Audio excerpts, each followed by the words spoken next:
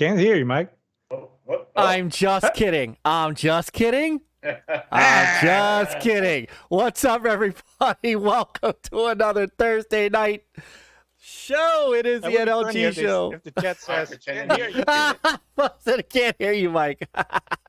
Pretending. Oh my God, that was awesome. How's everybody doing? Brother Mav is in the house. What's going on, everyone? We are live. It is Thursday night. It is time for the NLG Show. Brothers, Yo, man, after an emergency week off last week, we're back. I hope Mama's fine. Mama's doing fine. She's she's getting better. Still got some ways to go. Still got some healing to do. She's gonna go home in a couple of days. But better than she was when it was this time last week. So and yeah, thank you guys, and hey, thank you everyone who reached out to me, sent me messages, both private and public. Really appreciate that. That was a lot of help and a lot of love, and it's why I love this community so much. So Nick's a little late. You're not really late. We just got started, but I got addicted. Wipes the crack that is Diablo off his nose. I can quit anytime. Yeah, you did a solid. That was a solid what? 2 hours of a little over. That was impressive. So, anyway, so how you guys doing this week? Doing good. Yeah. Got some good. Busy with work, but also still had time for some gaming. Finished Spiritfarer. Nice. Awesome game. Nice. A little depressing because you help people in their last little bit of, the end of life and help them to the other side. Ah, so that makes sense. So that makes sense. And then in the end, sense. No spoilers, but in the end, it's your time too. So, yeah. But it's a fun game.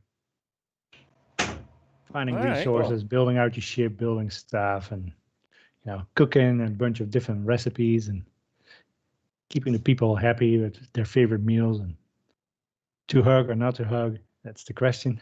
Keep them happy. Mm-hmm. So, you do some fishing? Some fishing, yep.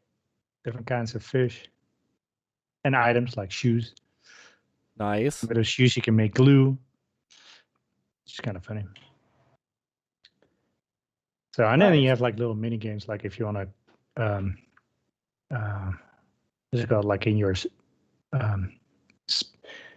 are they called? Your foundry where you melt all your stuff or smelt all your ores that you find and stuff, and you have to pump the what are they called? Are the billows or what is it called? The when you like the things with air. Yeah, bellows. Right? Yeah. BELLOWS. Bellows. Yeah. So you have to get the temperature just right and stay within the min and max and things like that. A lot of fun. Oh. Nice. It was a good game. Definitely give me the thumbs up. It's in Game Pass. That's always nice. Yeah. That is always nice. It's always good to get a game in Game Pass. And Game Pass is the gift that keeps on giving. Yes, it is. is. It sure does. In many ways. In many ways. I played one game in Game Pass, Lake. Yes. I know you had a question like Lake. Yeah, what is that? It's an indie game. Sam Lake? It could be the mom, but no. It's a game that was shown before in one of the indie showcases last year, and they showed it again one of the ones this year. Wasn't shown much or publicized as much, but of course, being paying attention to Indie Gamer and his stuff, I know he showed it a couple times, and when I saw it, I brought it up. That's one game that I was looking forward to. But no, Lake is just a lighthearted, relaxing game where you play as a daughter. Your dad was is a mailman.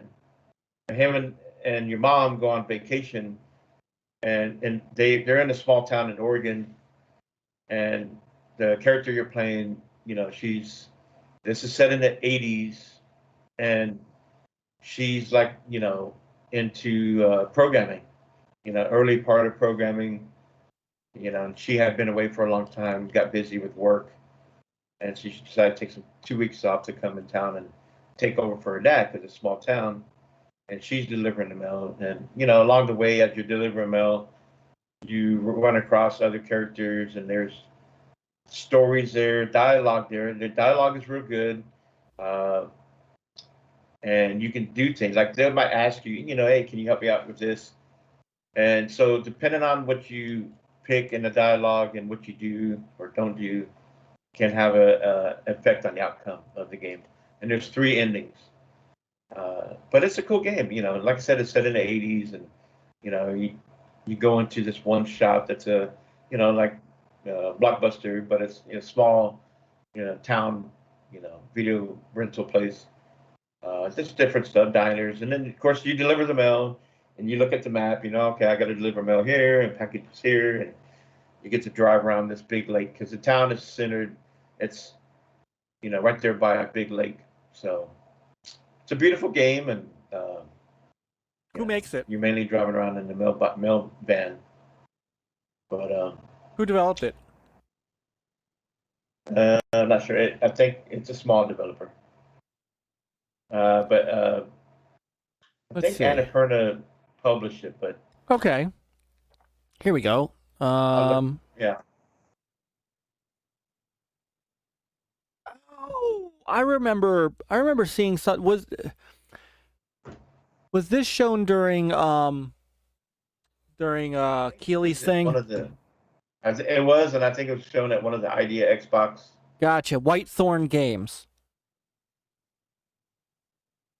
That's who developed it. Whitethorn Games. And publisher. Oh, okay. Yeah, developer was Gamius, and then the publisher was Whitethorn Digital. All right. Venture, indie, open world. So, it's a cool game. So I recommend it. You want to just kind of chill, relax. It's got a decent story, so that you can kind of determine the outcome. And then after that, I played a little bit of Song of Iron, but I know I didn't get far. So, but then I kind of paused gaming. I got busy with work and everything. Then when and of course I'll get back to that. But then one game that I really wanted to play, Artful Escape, and I downloaded that I think last weekend and played a little bit during the week, and I completed it yesterday.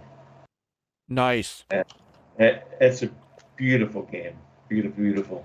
If you like music, that's why earlier in the week I said it kind of reminds me a little of if you like Bill and Ted's Excellent Adventure. It kind of has that vibe.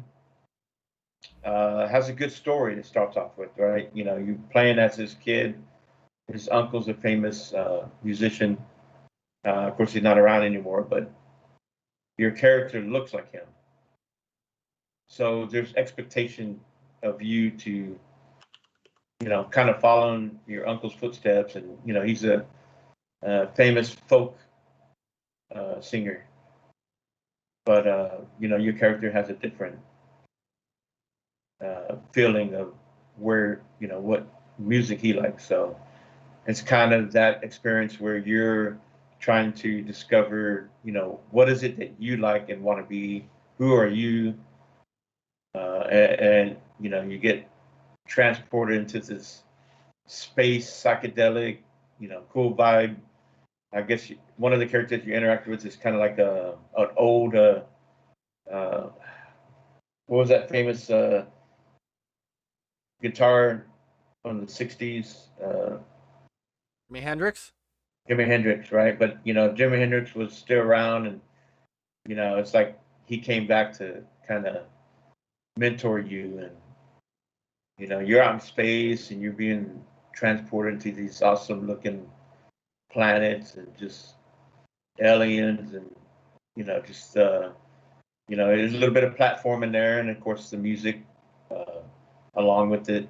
And you have these little mini bosses where you have to kind of follow along with their tunes, right? You know, so your controller, like if they, you know, and it has a setup to where it tells you, you know, press Y, X, kind of like QTE type.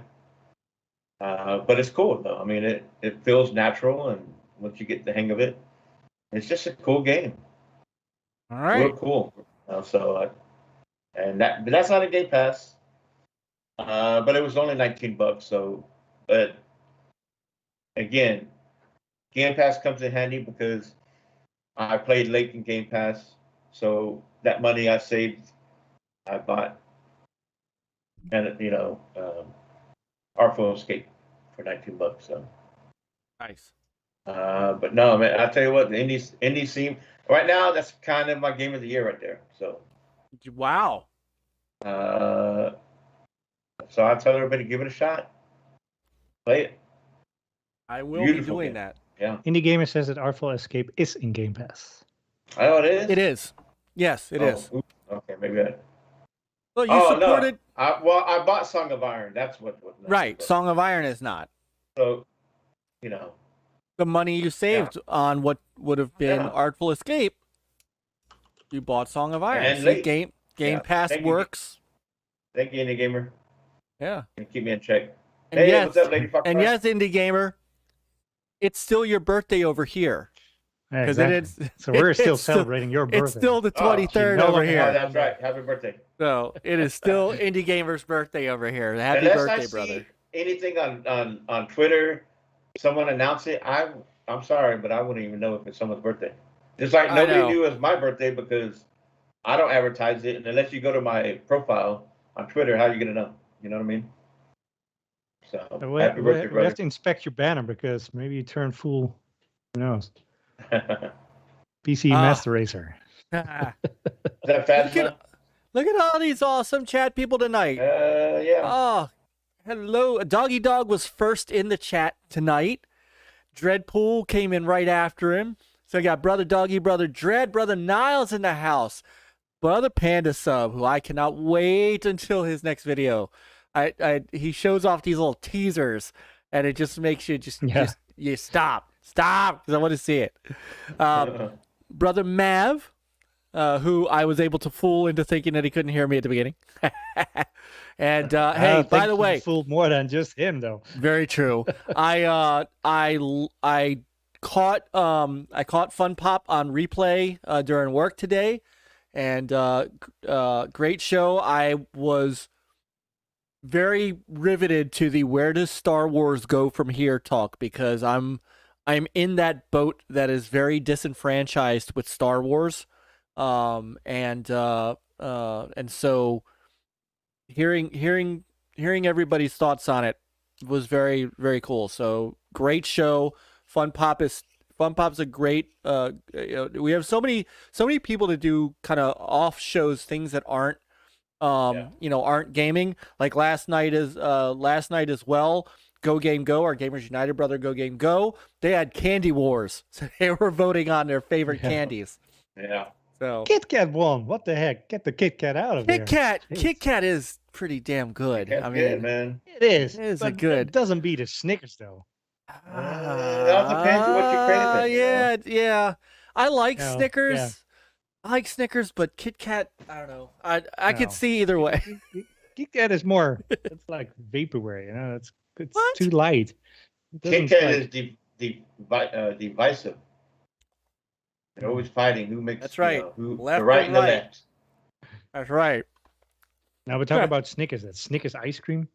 You know, the one Oh. Snickers bars ice cream. Yeah. So good. I can go with that. Ooh. I can go with Snickers that. Blast at Dairy Queen. Oh wait, do y'all have Dairy Queen up there? See, now you got me thinking about it, because I also want to.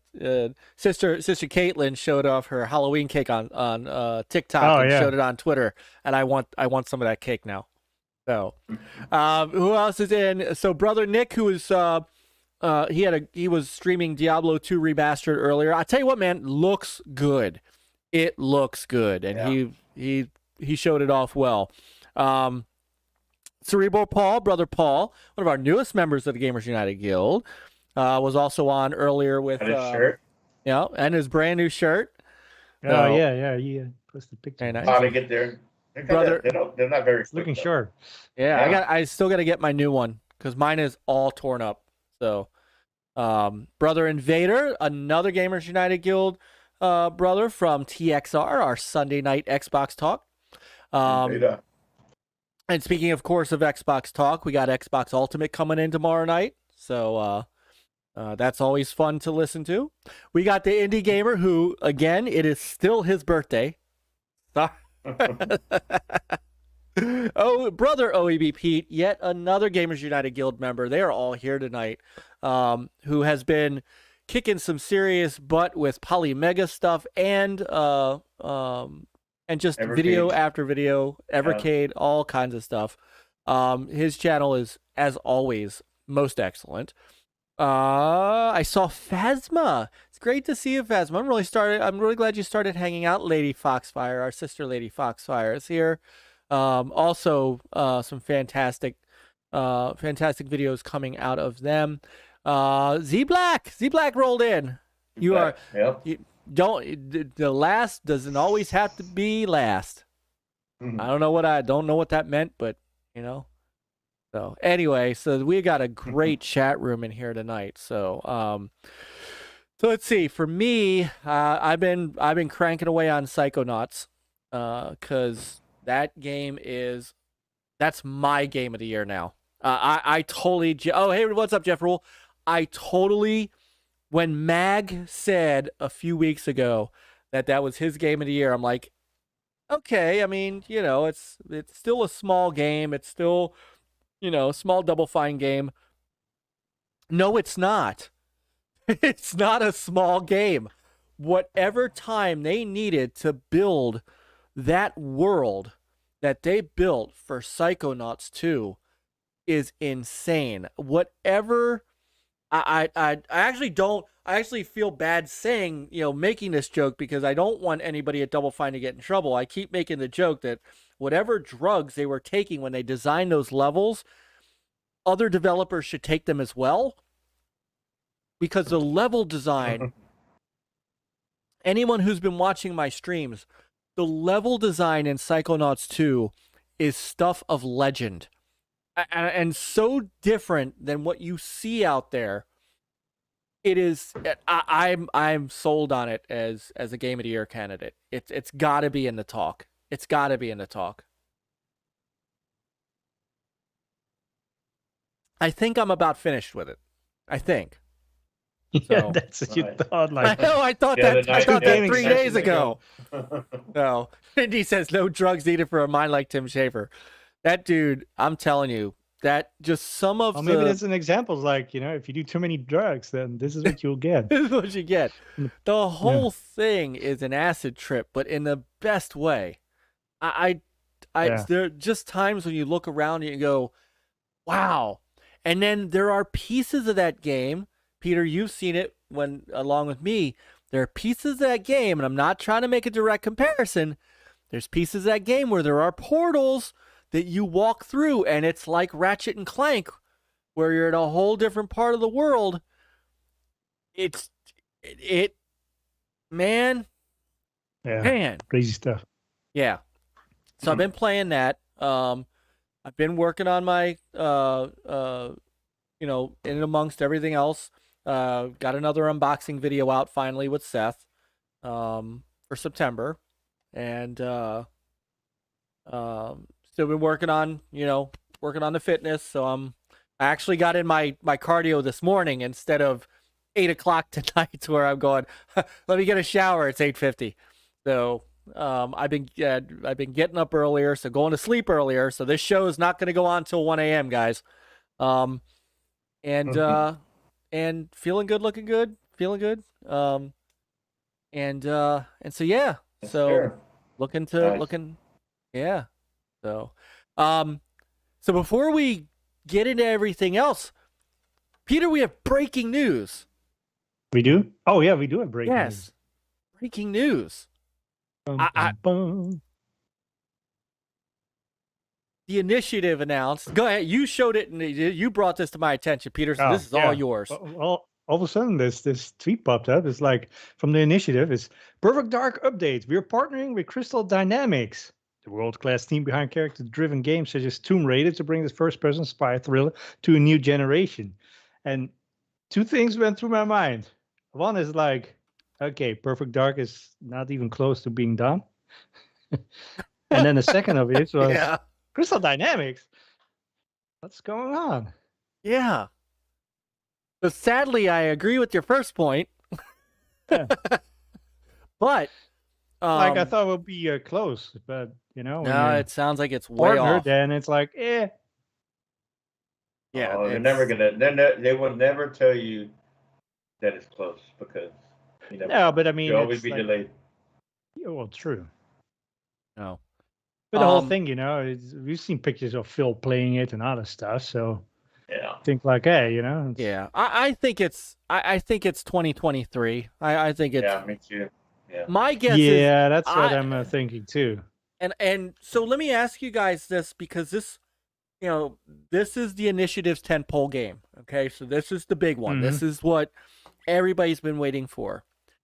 Does this now become, especially with this news, does this now become the holiday 2022 game? The holiday 2022 game? Is it big enough? Could be. No, I think it'd be like a first early year of 23.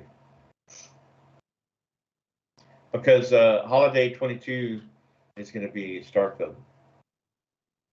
It could be. Because remember, they already said that's coming out in November, I think. Oh. Starfield. So maybe this becomes. I'd hate to see it. So they did. What if Starfield gets delayed though? No, sir. Well, Bethesda normally would not announce a date and then delay a game. They're pretty good about, hey, this is coming out in this. They are. They're good about sticking with that. But you look at like Perfect Dark. I mean, you got Far Cry 6 coming out here. What, February? October. Yeah, Far Cry 6 is on its way out. It's coming out. Yeah, it's October shortly. 7th. Yeah. October 7th? I don't know why I thought it got delayed to February. No, something else just got delayed till February. Far Cry 6 got delayed until to October. No, but something else. Dying Light, I think. Yeah. Well, I know Horizon, but I don't think they got delayed. I think that was coming up. They didn't really say that delayed, but I don't know. I mean, I guess it could come out holiday, but I see it more as a beginning of 23 because you still got Hellblade 2 that probably come out 23 and. Yeah. But here's a good point the indicator brought up. It's like Daryl Gallagher, head of the initiative, used to run Crystal Dynamics. Yeah. So I guess he's calling up his old friends. Yep.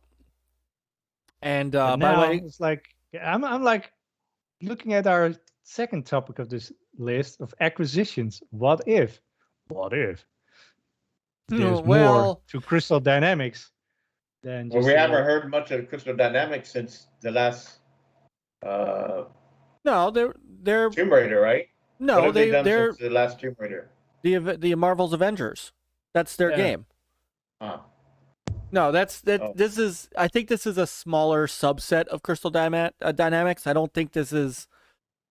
Now the initiative did tweet right after that. The teams couldn't pass up a chance to work together, which I think speaks very much to what Indie Gamer is saying here.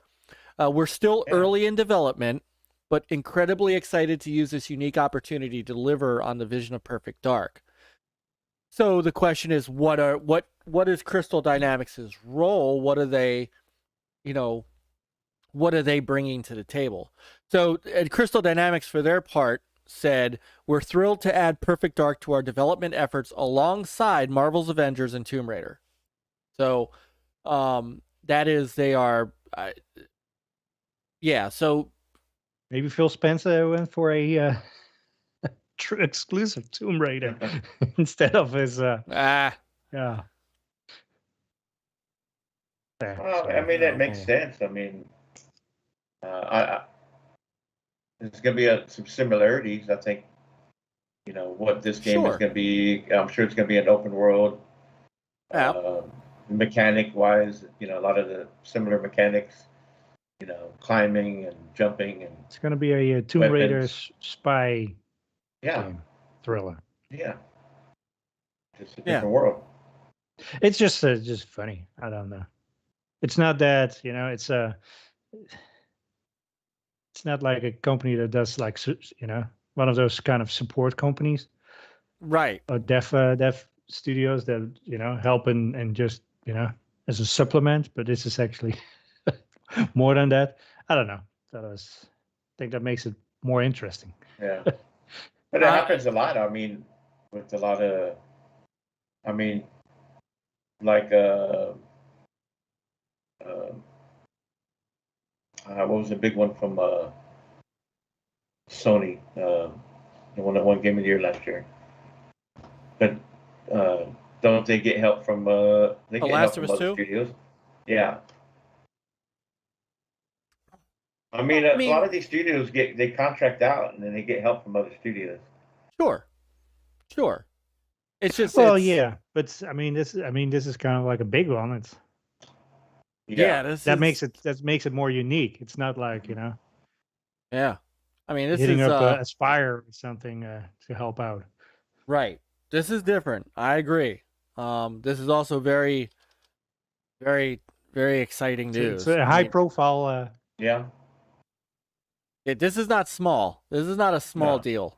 This is kind of big news. Thank you, Initiative, for dropping this on a Thursday at 8:00. Thank you. Yeah. We appreciate you waiting for us to go live before you know, doing it before we go live instead of waiting till after. We appreciate it. But this is so. And I'm sure this helps David Gallagher because, you know, he's already worked with these people before, so, you know, he knows what they can and can't do. So, you know, probably you don't really have to worry too much. You say, here, I need you to do this. And you know they're going to do it, right? I mean, they got the experience. So. Yeah, I mean, their storytelling is going to be really nice. Mm-hmm. So I'm looking forward to.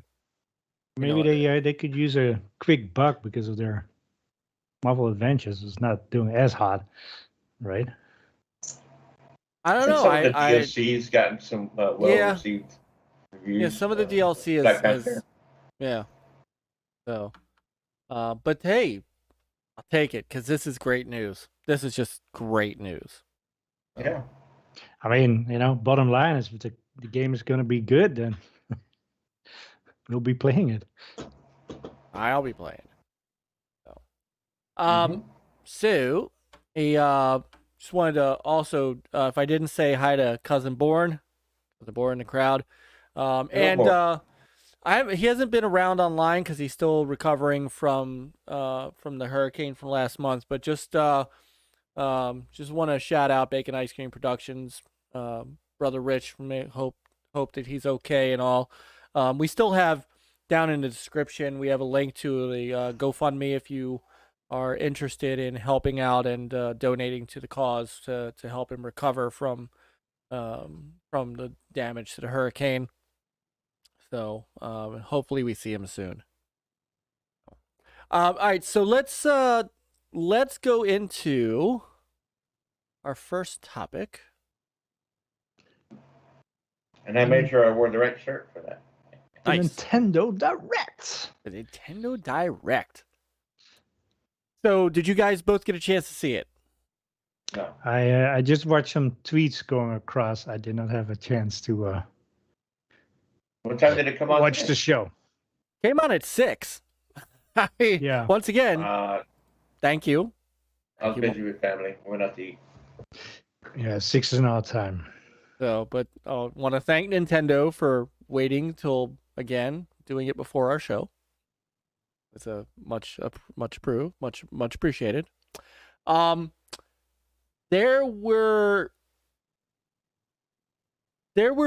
before we get to the game trailer stuff, in the middle of the direct, Shigeru Miyamoto came out and announce the cast for the upcoming Super Mario animated movie that's coming from Illumination Studio. So if you guys don't know Illumination Studio, those are the guys behind Despicable Me. Behind, I think they did. What else did Illumination do? I mean, I know them mostly from Despicable Me. Hold on, Illumination Studios. I had this up earlier, Illumination Entertainment. It was the Minions, Rise of Gru, Sing, the Lorax. So they've done a lot of animated stuff, but they're most known for the Minions and that. Secret Life of Pets, and such. So they are working on the Mario movie, the new Mario animated. So, without looking at Twitter, who do you think they cast as Mario? Something odd. Wow. I already saw who they. Okay. Yeah. You know. Chris Pratt is going to be Mario. Man, you just hearing his voice though. You can actually. I mean, look. He's no Bob Hoskins. Let's be honest. He's no Bob Hoskins. But yeah, so he's going to play Mario. Anna Taylor-Joy is Peach. Charlie Day is Luigi. And anybody who, if you don't know who Charlie Day is, he has been, he was, what the hell was he in that was most recent? Trying to think of the most recent thing he was in. He's been in like It's Always Sunny in Philadelphia. He was in the Lego Movie, Pacific Rim. I mean, he's most known for being in It's Sunny. I'm trying to think if there's anything else. If you didn't ever see It's Always Sunny in Philadelphia, if there was anything else that he was in that was he was Benny in the Lego Movie. He was Dr. Newton Geisler in Pacific Rim. He was in Horrible Bosses. And then other things along the way, bit parts and stuff like that. So he is going to be the voice of Luigi. They got Keegan-Michael Key to be the voice of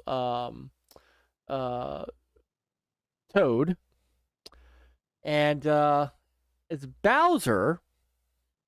I'm not sure about this pick. Jack Black.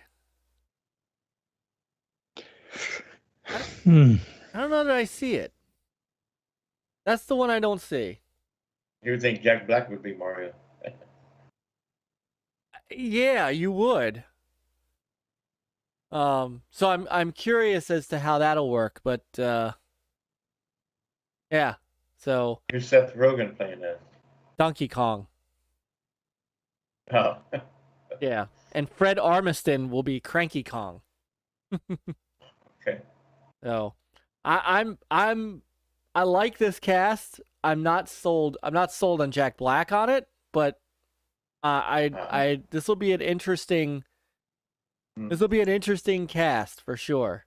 And so Charles Martinet will be in the movie. So those who, I know voices, I know just voices, but I still can't picture Jack Black as the voice of Bowser. And this is coming from someone who couldn't figure out how in the world Dennis Hopper was Bowser. Charles Martinet will be doing some work. He was announced, and those of you who know, Charles Martinet is the voice of Mario, but he will not be the voice of Mario. He will be playing as somebody else. Anyhow, I don't know. Indy says he's got quite the range, but every movie I have seen Jack Black in, he's kind of been the typecast apart, like whether it was Jumanji or Nacho Libre or even like when he was in Brutal Legend. So he was in a game already. Mm-hmm. You know, Yeah. he's playing right. Like he's the voice of Claptrap in the Borderlands movie, and I could see that. So we'll see. So, but that's the so that was kind of some bit news that Shigeru Miyamoto came out with and talked about. But there were some other kind of big announcements. I'm going to start with Shallow Hal. He was the same kind of character. So, and that was a good branch out. That was a good movie, Shallow Hal, to be honest with you. Gwyneth Paltrow was really good in that. So before, not really. I liked it. I liked it. Yeah, that was good. But it's kind of like, I don't know. I think he's typecast. So we'll see. We'll see. King Kong, he was just like he was in Jumanji. Hey, what's up, brother? Brother Josh is in the house. So, okay. So, we could debate the cast some more. But before we get to some of the game announcements, there was another kind of big, technically game announcement, but not quite, so we'll call it retro game announcement. And that is that there is a brand new Nintendo Switch Online membership plan coming, and it doesn't in late October is all they say. But as a benefit to this new subscription, they are adding to the Nintendo Switch Online a new set of games, and I have to admit, these could kind of be some of the best game announcements that you might see yet. And let's start with, where did it go? Here we go. Nintendo 64 games. So they're starting with Super Mario 64, which you could get in many, many other forms, but nothing really beats the original. Mario Kart 64, Star Fox 64, Yoshi Story, Legend of Zelda Ocarina of Time, Good one. Win Back, Mario Tennis, Dr. Mario 64, and what's the last one? I forgot what the last one was.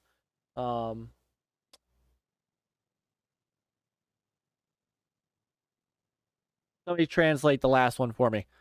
Panda Soap called it. Rated T for teen. Yeah. No. And this is just the start because they have also announced that Banjo-Kazooie will be coming, and they'll be continuing to add games to this service as they go. Now, newly added games for up to 4 players. So Mario Kart 64 will be 4-player. And that's not all. That's not all. Yes, they can be found everywhere, but this is kind of an interesting first. A slate of Genesis games, including some very high-quality titles. Contra Hardcore, Castlevania Bloodlines, Dr. Robotnik's Mean Bean Machine, Echo, Golden Axe, Gunstar Heroes, Musha, Phantasy Star 4, Restar, Shining Force, Shinobi 3, Sonic 2, Streets of Rage, and Strider. That is awesome.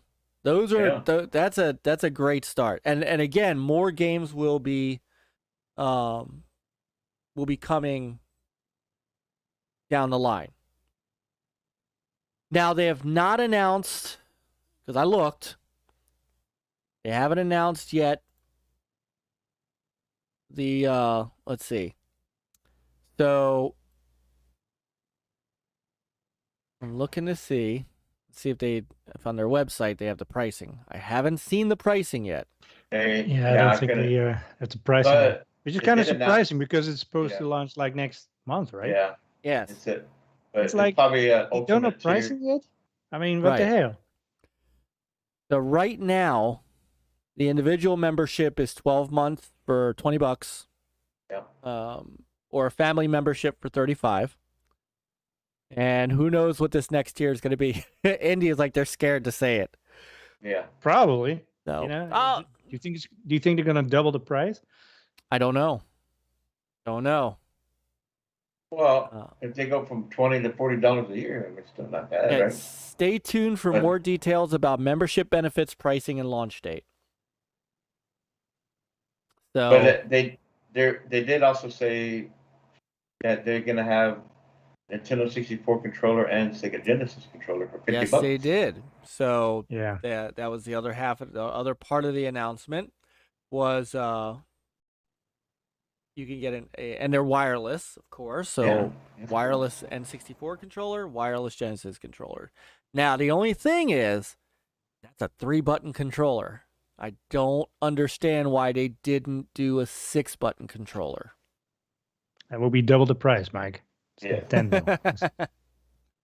Indie Gamer is not happy with this.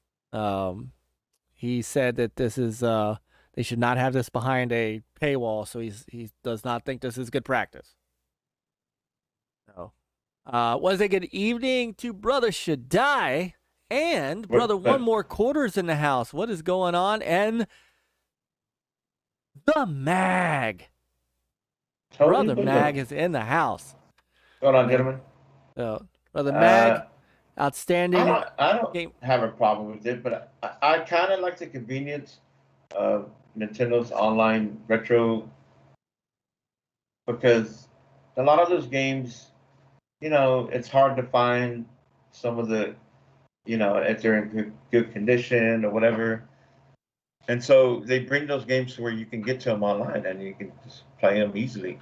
I like that option, but the only thing the Switch is good for is those retro games. Yeah, I mean, I think it's great. That's the only thing that I enjoy the most, actually, on the. Well, and my kids still love their Switches. Mm-hmm. So, MAGG, since you jumped in, I wanted to let you know that I am on board with your Psychonauts as Game of the Year. I am sold. I haven't finished it yet, but I'm sold. So, just wanted you to know that. Mm-hmm. What if it would delete your save game? Then it's not going to be a Game of the Year. Why are you trying to jinx me? I'm not. I'm just saying, like, you know. Don't say that.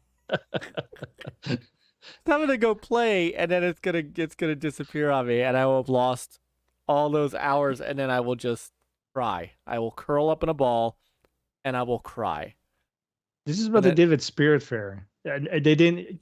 I thought I lost my save file, but they updated the interface so you can have like 3 save slots. It used to be like, you know, continue, and then it's like I did that, and it's like my save wasn't there. It's like what?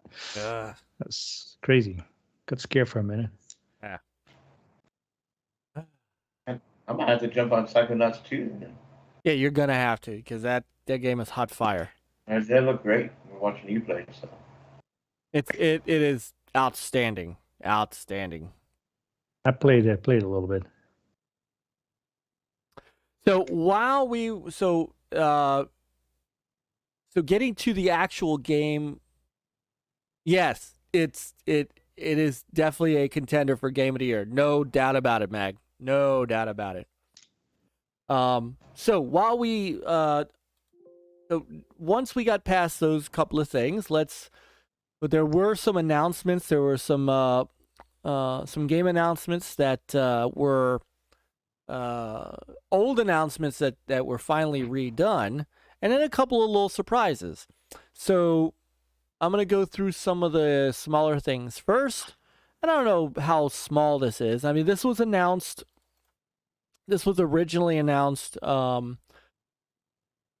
February, But we got another look today at Splatoon 3. It looks kind of fun. You know, Splatoon's always been kind of a cool, right? Cool game. Unique game. Yeah. Unique, different. Yeah. You know, rooftop party type game for sure. If you're a fan of Splatoon, this is just more Splatoon. I'd rather my daughter play this than Fortnite. Absolutely. Which maybe I need to pick this up and get her and get it in it. Mag says he's skulking around in the background. He's going for platinums on all 5 Uncharted games. Good Lord, man. Wow. Bow down to you, brother. That's impressive. Aren't there some tied to multiplayer things? I'm not sure. You may be. There may be. Yeah, there's always a pain in the neck.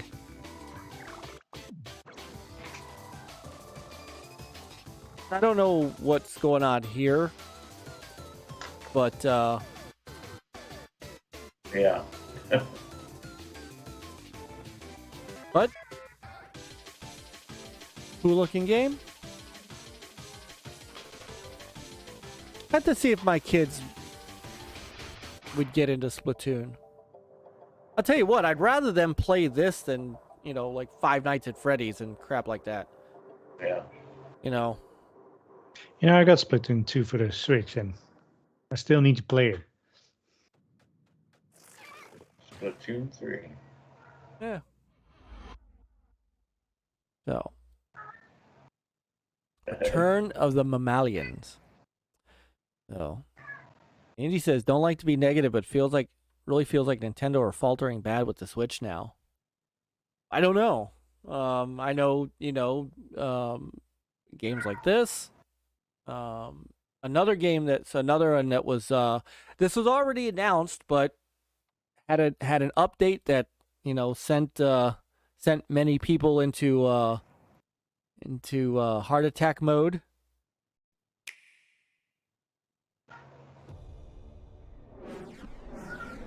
Not actual gameplay footage, of course.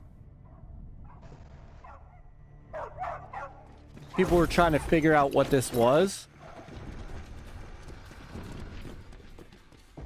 And I'm like, you know, could this be something from Software? Nah, it's got guns. And then, as I was watching this a little more, I'm like, you know, this kind of looks like a Platinum Games game. And then I remembered that 3 years ago, Nintendo and Platinum announced, wait for it,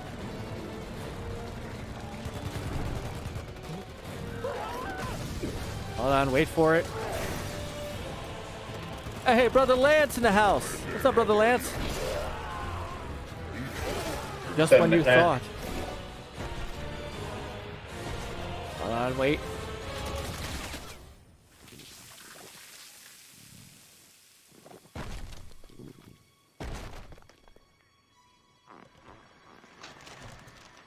I'm like, huh, what's this?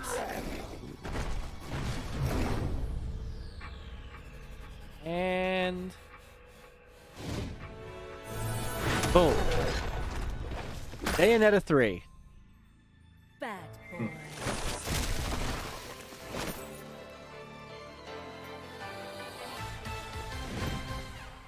In all of her glory. It seems I'm unfashionably late, but I'm ready to give you everything you want.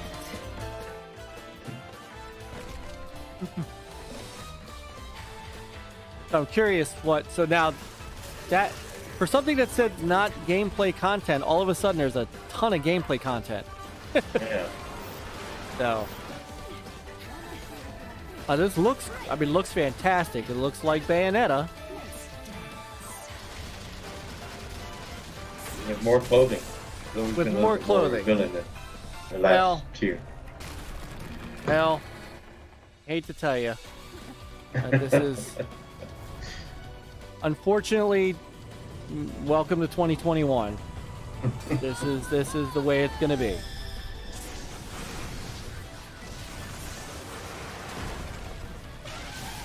Because otherwise, the same yokels will complain. And See, Indy thought this was the best game of the show. There you go, Indy. All it takes is one game.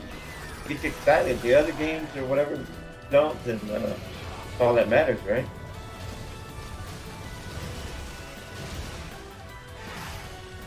It looks great. Yeah. Very Devil May Cry. Oh, yeah.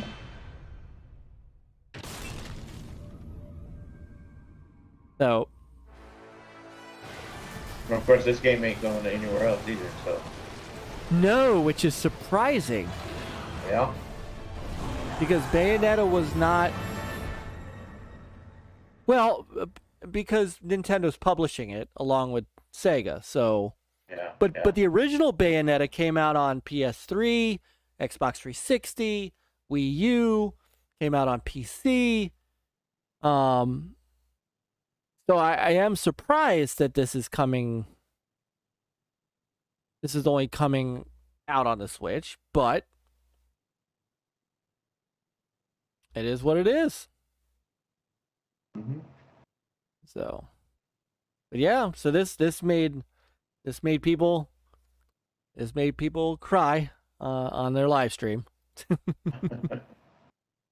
So, and I did look on their official site, because sometimes, you know what happens, they announce a game on a certain show, and they show that manufacturer's logo, but then of course it's a multi-plat. This is not, according to the Platinum Games Bayonetta 3 site. This only lists Nintendo Switch. So. But yeah, you're right. There's a big announcement people wanted. Loving the Godzilla gameplay. Yeah, exactly. So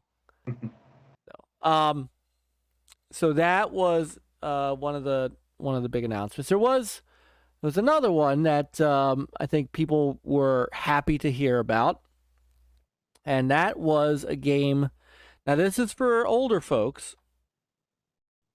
Those of us who were Super Nintendo fans. Oh. Yeah. I know you know what this is, Chris. Ooh. You know?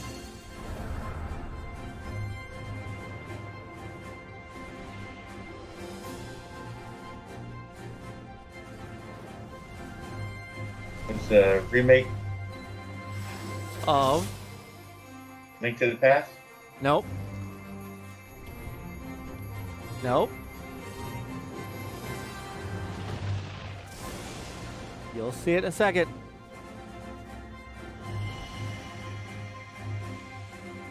See it now? It's not Geralt. No, it's not Geralt.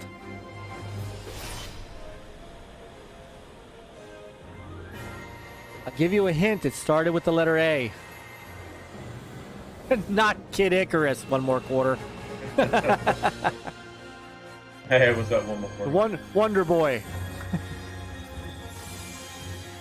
Thank you, Josh. ActRaiser. ActRaiser Renaissance.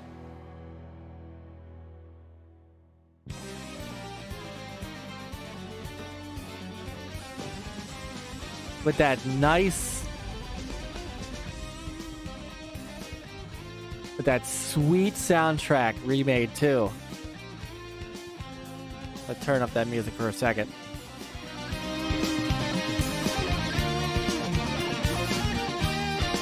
I'm gonna get a copyright hit on this, aren't I? Yeah, Nintendo.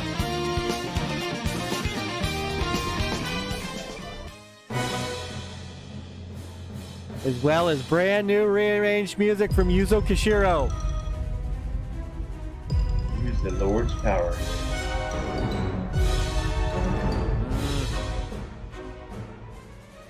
Yeah, for us old dogs. This is gonna make me want to borrow my kid's Switch lights.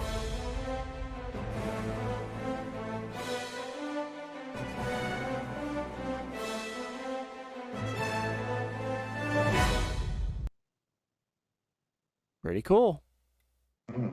Dreadpool says, "Can we have Kid Icarus instead?" So,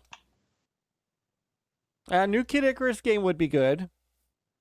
I mean, they're redoing the Alex Kidd series, so they could do Kid Icarus as well. So that was another announcement that they did, and a good one in my view. A couple other things that they did announce. There's a new Monster Hunter Rise Sunbreak. Now, this is not Switch only, but they showed it here. And I know there's some Monster Hunter fans out there.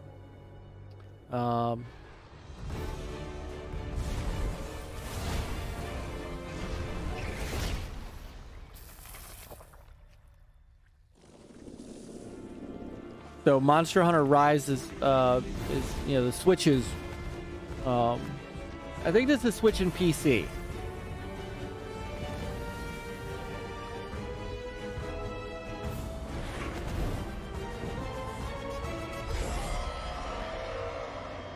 I think this is Switch and PC. Might just be Switch, now that I think about it. Oh, there's a Steam version coming next year. So there is a PC version coming next year. It's just right now it's Switch. As far as the DLC.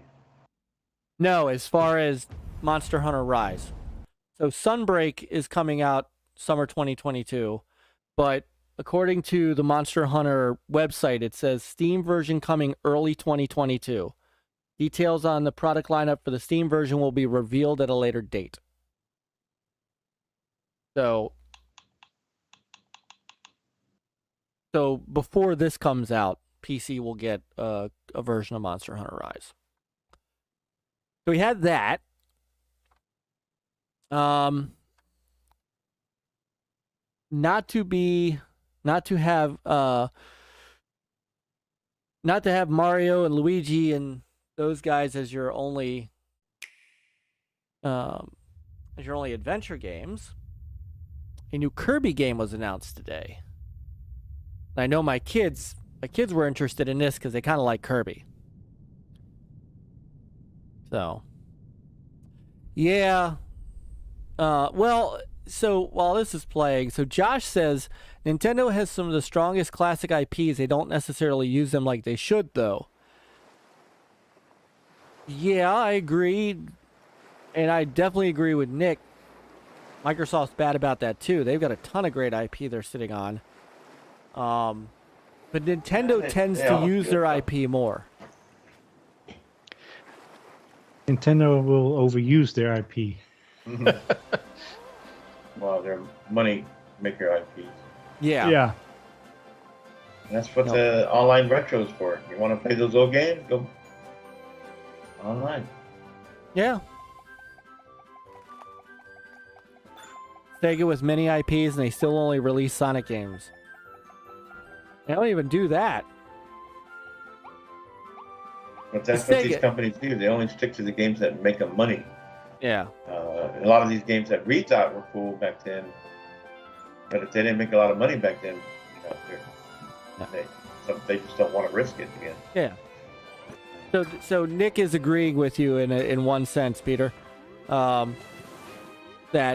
Nintendo's problem is they overuse IPs like Mario and underuse ones like Metroid and Kid Icarus.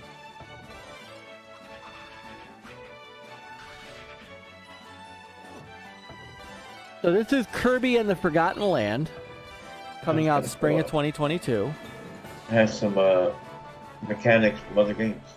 It does. Those little Katamari Damacy in there. My daughter might like this. My wife too.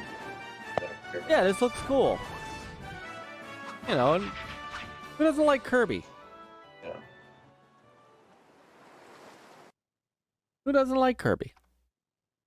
So, other games they announced were, if anybody is interested in it, the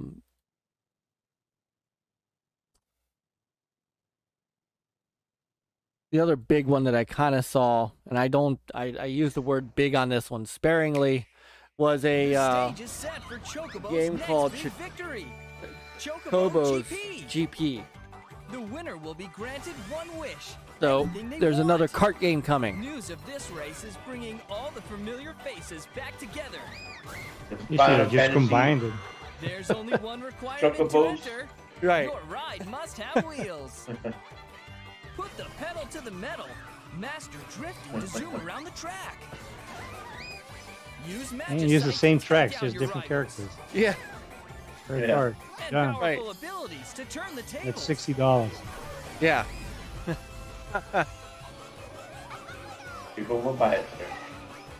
Meet and compete with new friends and make Yeah. a dash for the Some finish people eat line. Tide Pods too. Chocobo GP. Coming 2022. That's not nice. Those who eat Tide Pods Coming will play this game. 2022. Oh my goodness. So that was I mean those were kind of the main things on the Nintendo Direct. I mean there were some other little announcements. There were some new boards announced for Mario Party called Superstars. There was a game called Voice of the Cards, the Owl Dragon Dragon Roars. There was a final cut for Disco Elysium, Hyrule Warriors, Age of Calamity, expansion pass. Something for Animal Crossings too, right? So it wasn't even, well, it was just it was a teaser for something they're going to show in October for Animal Crossing. So, yeah, it wasn't even anything they showed. So, Born says there needs to be an NLG family kart racer. Yeah. That would be hilarious. New DLC for Mario Golf, Disney Magical World 2 Enchanted Edition, and KOTOR, not the remaster that's coming to PS5, but just KOTOR itself is coming to Switch on November 11th. So Star Wars milking KOTOR for every penny they can. They also did announce Dying Light for the Switch. So not Dying Light 2, mind you, Dying Light Platinum Edition. So while everybody else is getting Dying Light 2, you guys on the Switch get the first one. Metroid Dead launched. The Shadowrun trilogy. That was an interesting announcement. Your kind of top-down isometric Shadowruns coming out next year. Castlevania Advance Collection. So the Castlevania. See, look, Pete wants that racer. See? So, the Castlevania Advance. So is that racer? Is it more like a Mario Kart clone? Kinda. Back in the olden days? Yeah. Well, this is a new game based upon Chocobo. But yeah, this is kind of like your standard. It was never. No, this Help is me not out. a. It this never isn't was a kart racer. No, it's not a remaster. Hey, have a great night, I'm not saying a Indy. remaster, but so they never had this kart racer, these characters. No, they've never had a kart racer with these characters. Okay. So, Deltarune Chapter 1 and 2. So that rounded out the Nintendo Direct. There you go. Night, Indie Gamer. Happy birthday. It's still your birthday. Still your birthday for 2 more hours over here. Yeah. So, we love you, man. We love you. You're, for indie games, you're the best in the business, brother. Yes, sir.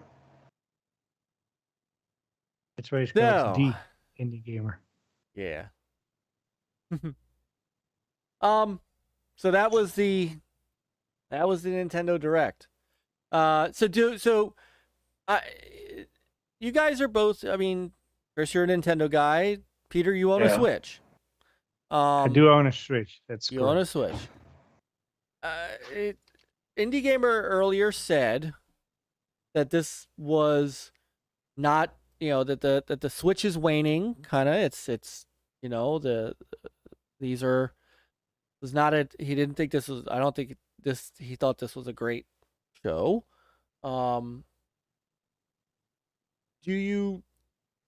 Was there anything in there that you guys are interested in or are looking for? Do you share any of his concerns about the Switch? The only thing I'm excited about is the Nintendo 64 stuff, in the Nintendo Online. Just kind of sad, but those are the things that I enjoy the best on the Switch. The rest is all kind of meh. I mean, including previous titles. It's like they're okay. It's like it's so rehashed. It's like bring us something really new. First party, I'm talking, and the rest is like most other games. They're bad on other platforms. So. Which I'm always baffled about, like the Switch popularity. I always think it's because it's mobile, but when you ask people, it's like, oh no, mine always stays docked. So who knows? I don't know. Well, what about you, Chris? I thought the Splatoon 3 was cool. That's something I would like to get my daughter interested in and play with her. ActRiser, I wouldn't mind checking that out for myself.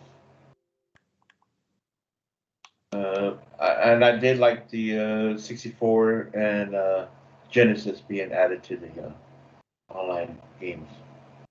Quick shout out to 108 Dragons TV for the super chat. Let's go. So Lemon, brother Lemon, how are you? Great to see you. But all these other games, I mean, it's not my bag of tea, but there are people out there like the Bayonetta 3, you got to follow them for that stuff. You do? There's a little bit of something here for everyone, but not everyone either. Like indie, a while back they announced their big Zelda game, Breath of the Wild 2, which was a surprise, being a sequel. 2 seconds. I'll be right back. Keep talking. Yeah, huh? Yeah. So I think they're in that phase where some of their bigger games, like the next Mario, and so on, are, like we still haven't got anything on the Metroid Prime 4, right? Yeah. I think they're in that phase where right now their bigger games and so on are just still in development, still a little bit ways out. I mean, they announced an updated Switch, right? But nothing major about it. The OLED Switch. Yeah. But, Animal Crossing is still popular for them, and Pokemon stuff. They're not hurting. No. And they're never in a hurry to announce their big games. So. But like the guy said, they have so many IP. They could just. Indie Gamer said they are pretty good with indies. They got quite a bit of indies support and games on there. So. Yeah. They do. but their online, with they haven't really announced what the new pricing and all that's going to be. Hopefully, they put a little bit more into online, maybe some achievements or something, and a little bit more features for the online. If they're going to charge more, we shall see. But I know it's a decent show. It was, it's September. I'm sure we'll get another direct later on around the holiday. They might be saving some bigger surprises for later. Maybe. Perhaps. Yeah. I mean, they've been doing what Sony does. They kind of, with the PlayStation, what do they call theirs? Now that they just. PS Now? Well, they have PS Plus. No, I'm talking about their show that they do every once in a while. Oh, what they used to have was, what the hell is that called? PlayStation. State of Play. You're talking about State of Play. State of Play. It's the same thing as the Direct. They're just, every once in a while they'll have a big game that's coming out close and they'll do gameplay. But other than that, they do the same thing. A couple little stuff here and there, maybe. They're not making a big deal of it. Now, PlayStation just had their own showcase, so that was a bigger deal. But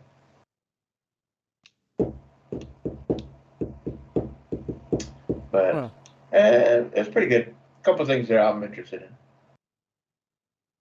Okay.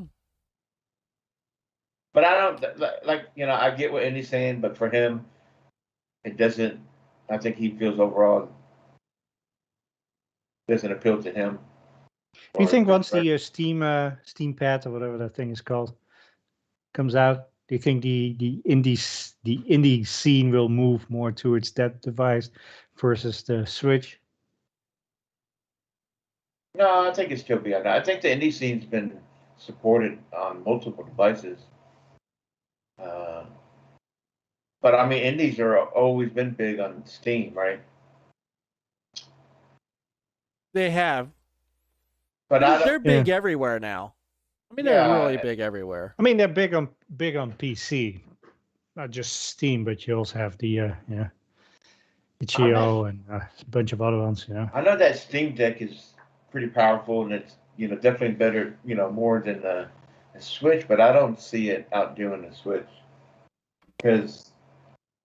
No, I'm not saying outdoing the Switch. I'm just talking about the indies. The indies games themselves. I don't know. Just That's just a good. Curious. It's a good question. I mean, Nintendo can sell a turret and with a Mario cap on it, and it will sell like hotcakes. We're the next level gurus. Whoa! Oh. 1324 Gaming. He's a member for 4 months. Oh wow! I didn't know they did that now. I didn't know you could. That's pretty cool. Yeah. So. Congrats, brother. Appreciate it. Showcase rank: Xbox 10, PS7, Nintendo 8. Okay. That's fair. Fair. Well, Pete says Nintendo's been meh for him lately too. But to be fair, Pete, you've got a ton of new things to play with the Polymega and the Evercade stuff, and now, I mean, so you got a lot to play. So I can understand it. So, all right. I mean, it's all different for everybody, what these shows bring that gets them all excited. So it is. Nothing wrong with that. No. So moving on, because it's 10:20 and I'm thinking it. Yeah. Even though I we think always at talk 11 about it, the Halo Infinite beta is live. Oh. Is it really? All right, so. Yeah, I think I read something like that. Is this one open? But you better install it. I don't know if I got an you know invite. what? I will install it. Talk for another minute. I'm gonna go get my controller. I'm gonna install it while we're talking. Another thing is the Xbox is it just got released the September update. Not too much new stuff in there. A little bit of like PC on a kind of like 3 new things. Like PC players can stream their Xbox games straight to your PC. And then they have another feature: is Xbox Game Pass games play later. So you can quickly tag games that you can tag, and will be like a list, so you can like your Xbox Game Pass games.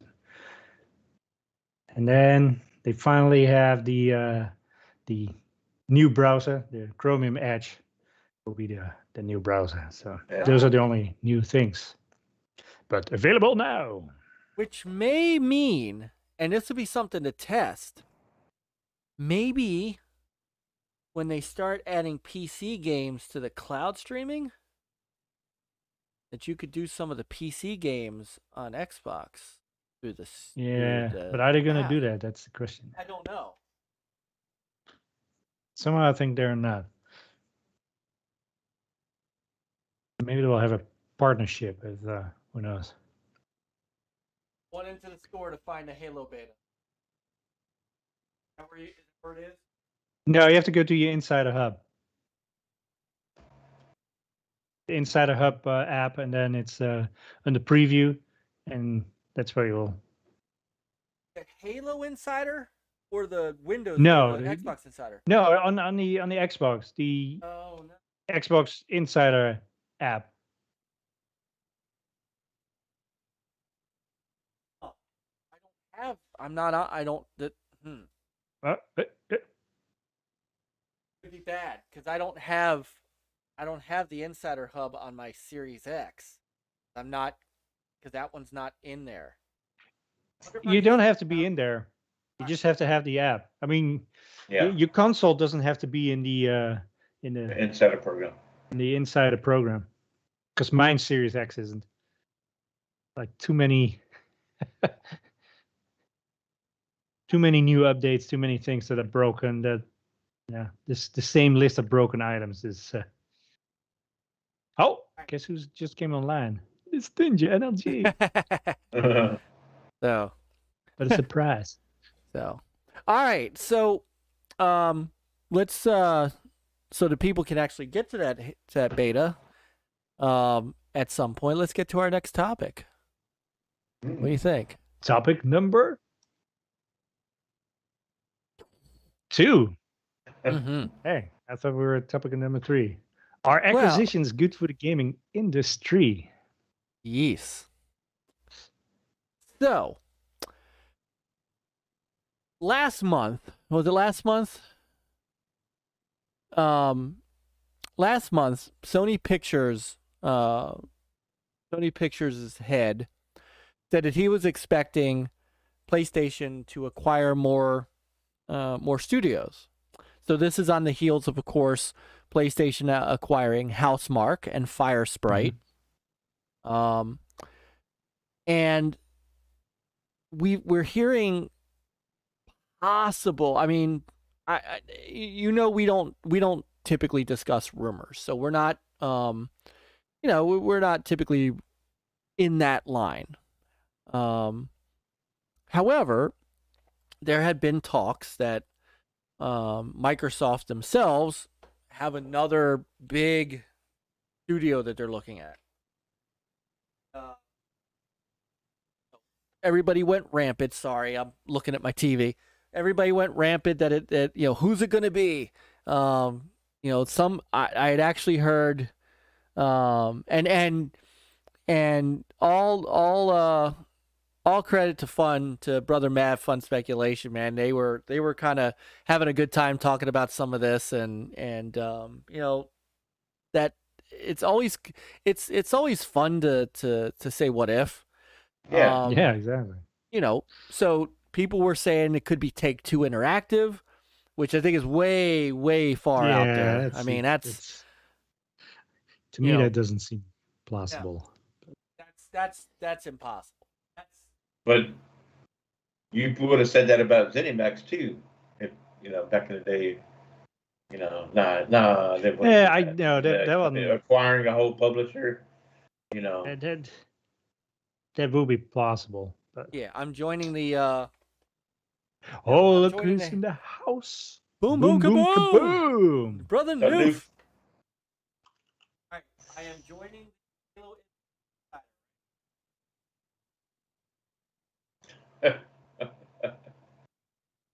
Nuke just farted in your room, sir. Yeah, look, That's why Mike went back from the Mike mic, had to man. step Yeah. away from the microphone just 3 feet because Nuke went boom, boom, kaboom on your mic. I'm downloading the Halo Insider. the Halo Insider. No, that's not the right app. No, I'm in the. All right, hang on. You know what? Let me do it this way. Are you going to share your screen? Yes, I might need you guys to help Your, me with this.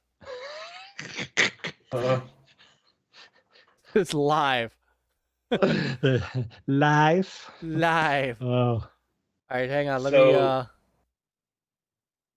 If we're gonna fun speculate, you know, we start off with Take-Two. We can't fun speculate, sir. We're not Oh, taking. I'm We're not sorry. taking That's You his. gotta take it We're not serious? taking his shtick. We are. We are No. NLG guessing. We're next we level are- guessing. next level yeah, guessing. there you go. Okay, next level guessing. Good. We almost had to got sued there. I don't. Yes. No, I mean, I don't think that's going to happen, but Microsoft definitely has the money to do it.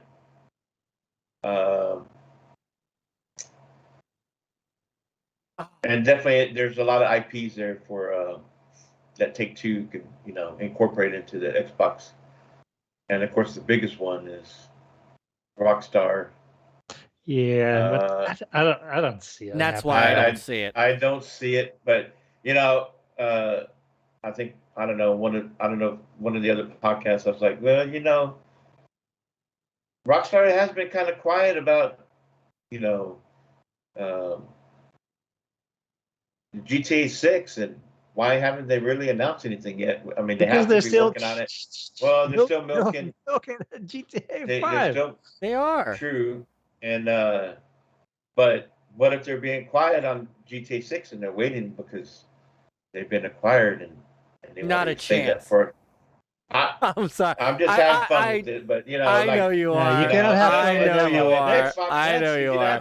That's I know. I'm just having fun. I know. You I know. like, I know. I know. I know. Xbox and No. Bethesda, the ZeniMax, that stuff was already like in work before they announced it, right? So Yeah. they were kind of quiet on Starfield.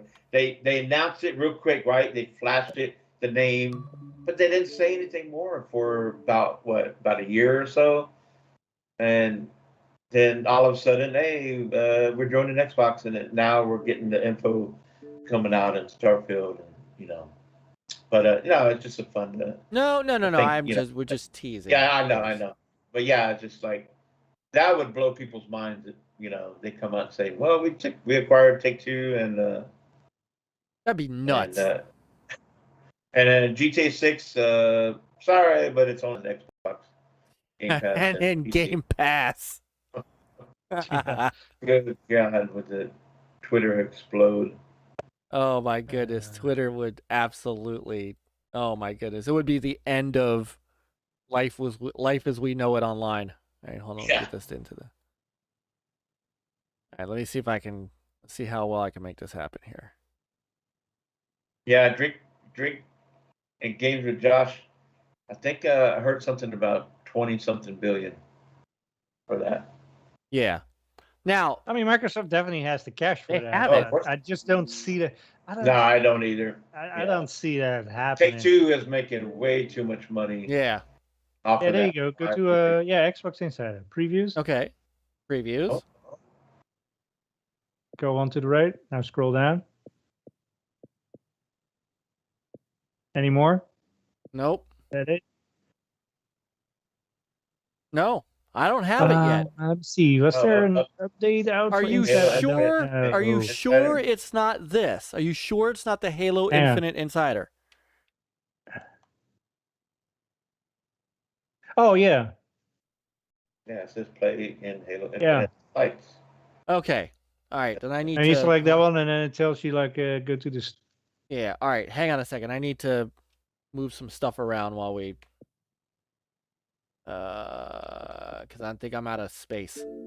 Ah, I know. you're extremely ill prepared. You know this day was extremely coming. ill prepared. I know. Yeah. I got 23 gigs left of internal storage. Ain't no way in hell. All right. So what? Let's see. I'm gonna have to. Katamari Damacy. Why is that there? That doesn't have to be on my hard drive. I wish you could specify what kind of games to install on certain drives. Yeah. Calamari, what? And I hated that I have certain games that I installed across 3 drives. It's like, what, what the hell? The Ascent's going over to the. What else is going? Dark Alliance. Katamari. Can Dark Alliance be played on an external? It doesn't matter. You just move it, and if you ever need it, you move it back. That's Although true. sometimes, depending on your download speed, sometimes I feel like re-downloading it is faster. I don't know why I have moving Planet it across Coaster on. I can drive. get rid of Planet Yeah. Coaster. Psychonauts, don't need that. Titanfall 2, I don't need that. A State of Decay, I don't even play that. 12 minutes and get rid of that shit. Sorry, Indy. 12 minutes. Yeah. Tunic, look, you already got Tunic, the game. The Tunic I thought demo, delete that. I thought I moved Wolfenstein Youngblood over to the. All right. Ukulele, you can move that. Yeah. Moving it. All right. So, okay. All right. Please All right, hold. so while this, please hold. So while Time for that's some going on. elevator music. Dun, dun, dun, dun, dun, dun, dun, dun, dun. Yeah. Okay. All right. Just Back move to it over. acquisitions. Back to- I got my eye on things now. All right. Thank you, everybody. Dreadpool said Myke is the Halo Infinite Insider. I got it. Got it. So, another one that came up that I know, Peter, you have championed. Oh, Ubisoft. Mm-hmm. I can see that happening. You know, with the whole family, and there's some some friction and other stuff, and stuff's happening. It's maybe they just decide to just sell it, they get a boatload of money and be done with it. Well, don't forget that it wasn't that long ago, but 5-6 years. Was it maybe it's been longer than that. Vivendi?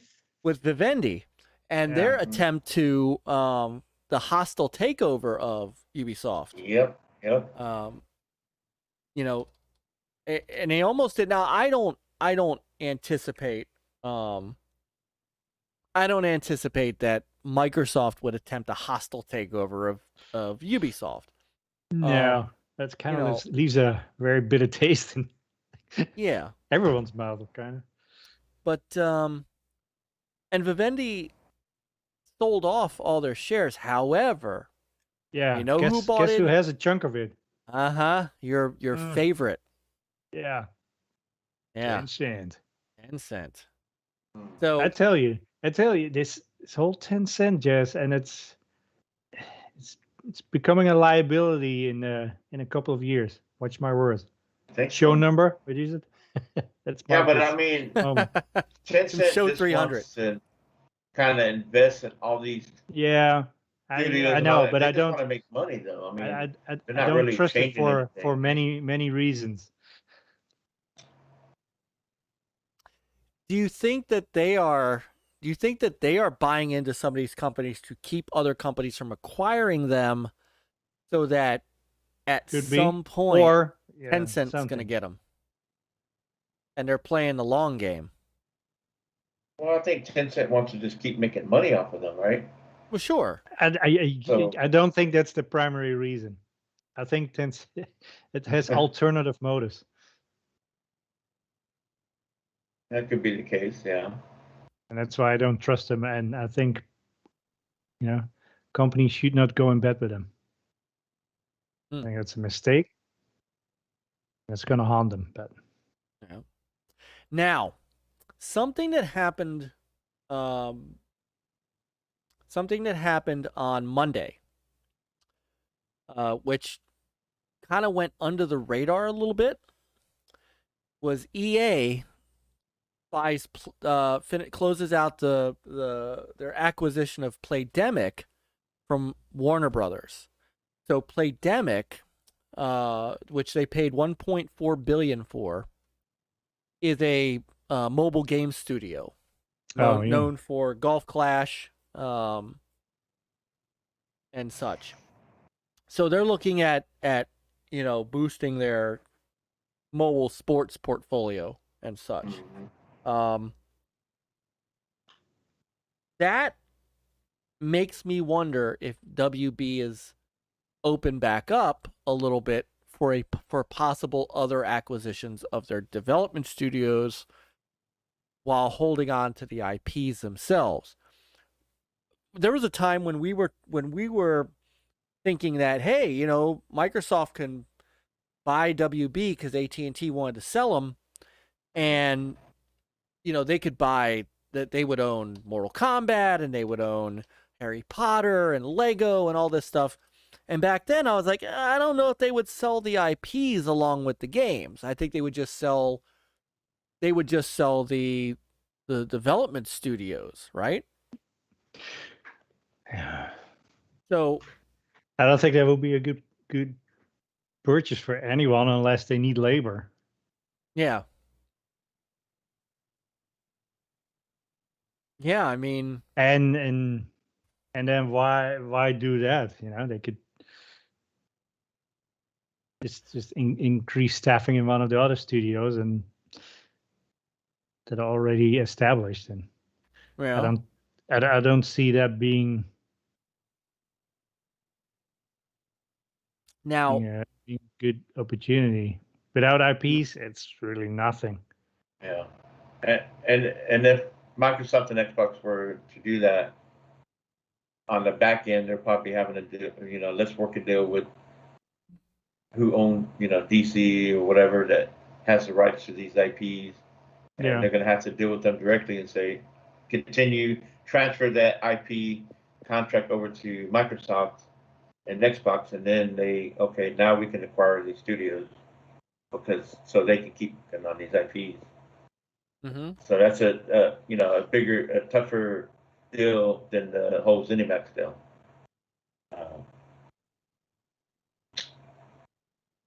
I agree with that. I was gonna say real quick on the Ubisoft thing. I think that would make sense to join Xbox because Xbox has had a pretty good relationship with Ubisoft games over the years, right? Mm-hmm. I mean, they've had a lot of marketing deals with a lot of their games, Division and Far Cry and so on. They seem to have a good relationship with them. So, like y'all said, that maybe Ubisoft wants, all these games. It's expensive to continue making these games, and maybe that's why they're looking at live service games with Assassin's Creed and so on. And it's expensive to keep developing these games. They're big. They take a while to develop. And if they join Xbox and be able to still do what they want, they have that cash flow. But I think WB makes more sense because then you have the Mortal Kombat studio, which they can, that gives them, hey, we want you to also do the fighting or Killer Instinct. Killer Instinct, and then you acquire the studio that does the Batman games, and they're working on Gotham Knights and I think Suicide Squad. Are they also working on both of those? They're working on both of those. So, those are they're huge. I mean, Batman is equivalent to Spider-Man as far as popularity out there in the movies and for gaming. That would be a huge get for Xbox. I think that studio and Monolith, which is also a WB studio, would be two big studio gets for them. But without the IPs, what are they worth? I mean, you could probably get them, far fairly less cheaper. Far less. You get them less. But then is Microsoft looking to increase studios just to increase studios? just increase titles? I think they have to fit, right? Yeah. It has to be common sense. Like, are they adding studios that they could, like those two will be able to do those genres, right? One doing the superhero, the fighting, third person action, and then you got the other one that does the fighting games that they're kind of missing that in their portfolio, right? I mean, the thing is to boost their Game Pass library. I think they're more interested in buying IPs and slap those games in there and it's like, bam, look, here you go. Oh, well, of course, yeah. Batman being a Game Pass and Mortal Kombat, huge. And I think just having just studios for having bodies, and I think that will take too long to have it beneficial for that Game Pass. And one of the things too to think about from WB's side is you need developers to create these games. Let's be honest. Yeah. Who else other than Neversoft is gonna make Mortal Kombat? So why would they sell Neversoft when they need Neversoft for that IP that they still own? Now I could see, I could see WB possibly selling game rights while keeping movie rights. Yes. Yeah. Oh, absolutely. So, kind of have the Spider-Man thing, right? Right. Same thing. Well, definitely... it's not, because Sony owns the movie rights to Spider-Man. Oh. But this could be something where they could own the movie rights, but still license. Say, okay, look, you want to buy these, but you're going to have to pay us to exclusively license Lego. Mm-hmm. So, and they might not do it for all. Hang on. The Lego is kind of funny because it contains the Lego license. Yes. And I don't think Traveler's Tales is part of WB, are they? I don't think they are. Let me take a look. Hey, what's up, Brother Gunter? Good to see you. The other thing that I heard people mentioning Embracer. That Embracer Group. Isn't that like huge? So, because Embracer Group owns, their subsidiaries are gigantic. They are like a ZeniMax. Yeah. They acquired Grimfrost, they acquired 3D Realms, they acquired Slipgate, Dixie Art, Force Field. They own Warhorse Studios. They own Warhorse, they own THQ Nordic. Yeah. Koch Media, they own Deep Silver, they own Saber and Gearbox. Remember, they bought Gearbox. Yeah. Wouldn't that be something? Yeah. That and NASCAR is just doing the Knights of the Old Republic too. KOTOR remake. But how much would Embracer Group be? Well, let's see. Looking at, they just had their annual general meeting last week. Let's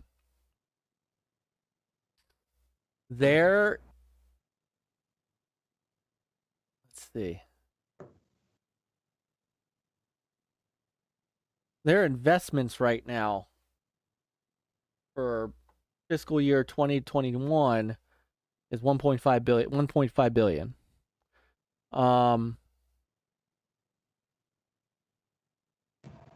They are,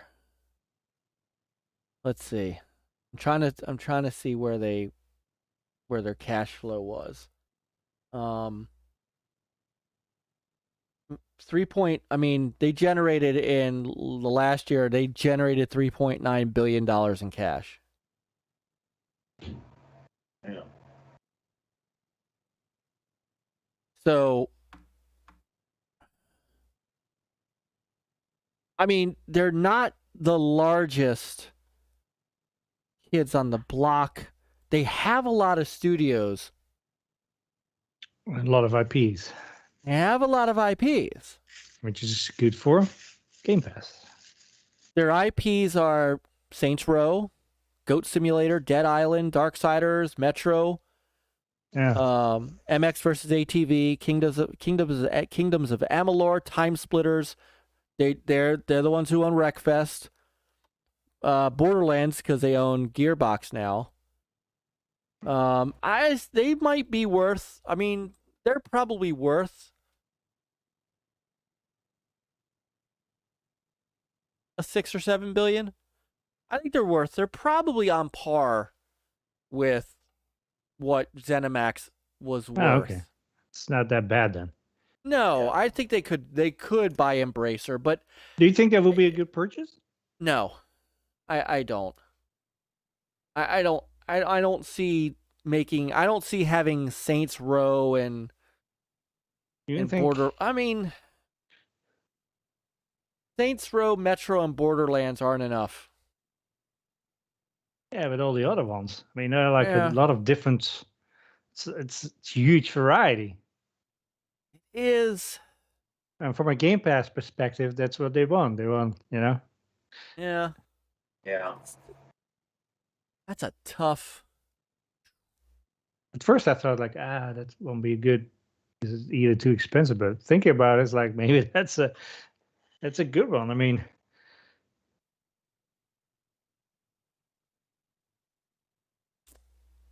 Yeah, I mean, it could be. That'd be a hard. I also think that would be a tough one to buy simply because they have so many subsidiaries.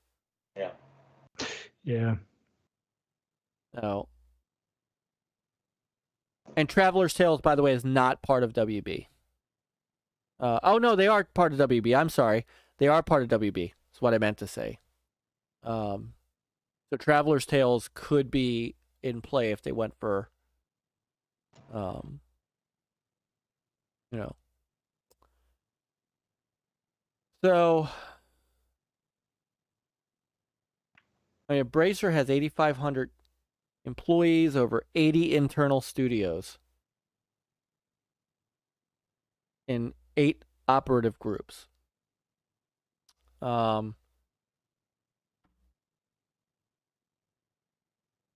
What is SEK million? What is an SEK million? Maybe that's a different. Here, let's see what SEK million to US dollar is. Oh, it's Swedish krona million. Yeah. So if they did 9,024 SEK millions, what they said they did last year.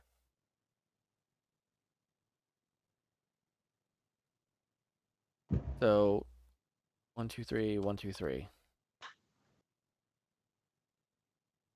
They did about. I can't be right. How in the hell do you do a SEK million?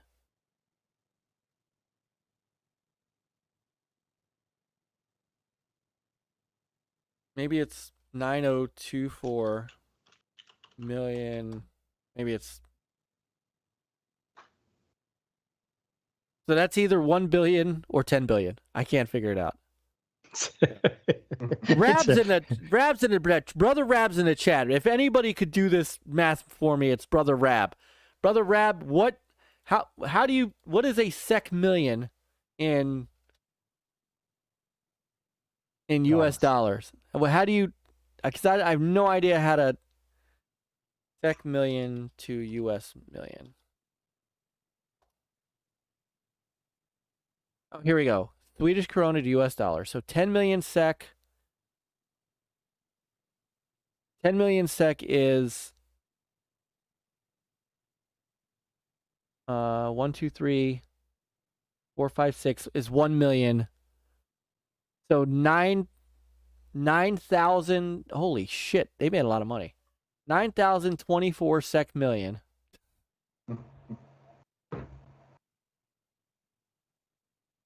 Would be somewhere around $10 billion.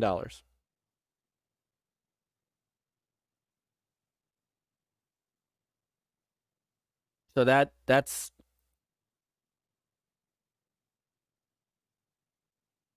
Yeah, so it'd be about 10 bill.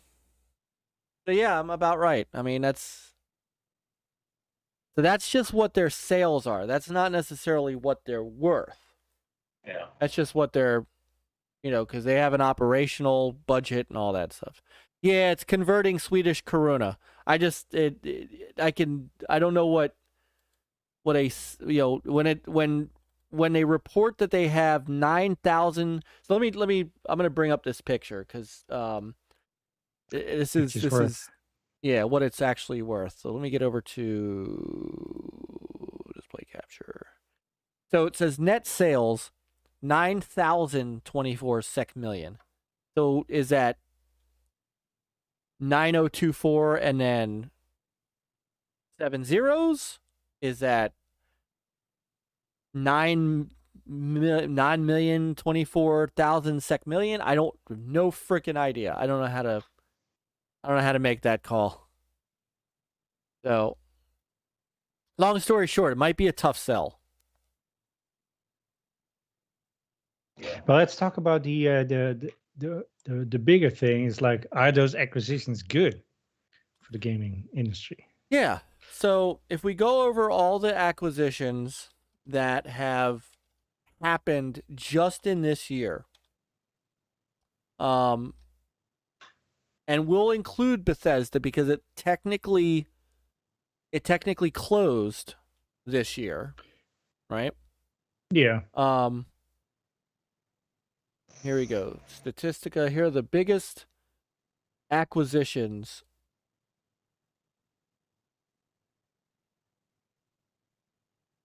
Largest video game industry acquisitions worldwide as of July 2021 by deal value. So this won't include Housemarque or Firesprite. Let's see if I can make this a little bigger. Supercell acquired by Tencent, 8.6 billion. ZeniMax acquired by September, 7.5 billion. King.com 7.5. Yeah. King.com acquired by Activision, 5.9. International Game Technology acquired by G-Tech. So some of these smaller ones are getting also snapped up. Playtika by Shanghai Giant Network Company, and even they still list Mojang Studios because even though it was 2014, it was still a $2.5 billion acquisition. Blue Mobile by Electronic Arts, and so on and so on. So let me see if there's anything else. There's nothing else on here. And don't forget that EA just acquired Codemasters. Yeah. So and the rumor is that Microsoft is planning another Bethesda level acquisition. That's what they keep saying. So we got all this floating around, and what we're seeing too is a bit of consolidation. Epic is acquiring people. Right, Epic acquired a few places, a few companies as well. Because Epic bought the studio that made Fall Guys. Yeah. Who was it that I think it was also Sony that purchased a development studio that does support, and there was rumors, as we talked about, Next Level Guessing, there were rumors that they were going to pick up Blue Point. So we're seeing, while the indie scene is kind of out there, we're seeing this consolidation happen, and it started happening back, when EA was acquiring Respawn and BioWare, and stuff like that. So yeah, what? Not really new, and if you think about it, this is kind of new for Xbox. I mean, back in the day, they picked up Halo, Bungie. They picked up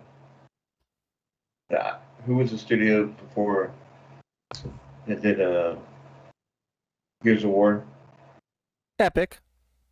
Well, Epic, but were they part of Xbox or they No, just, they bought No, the they they- just did the game? They bought the IP. They bought the But IP. Xbox didn't acquire studios back in the day.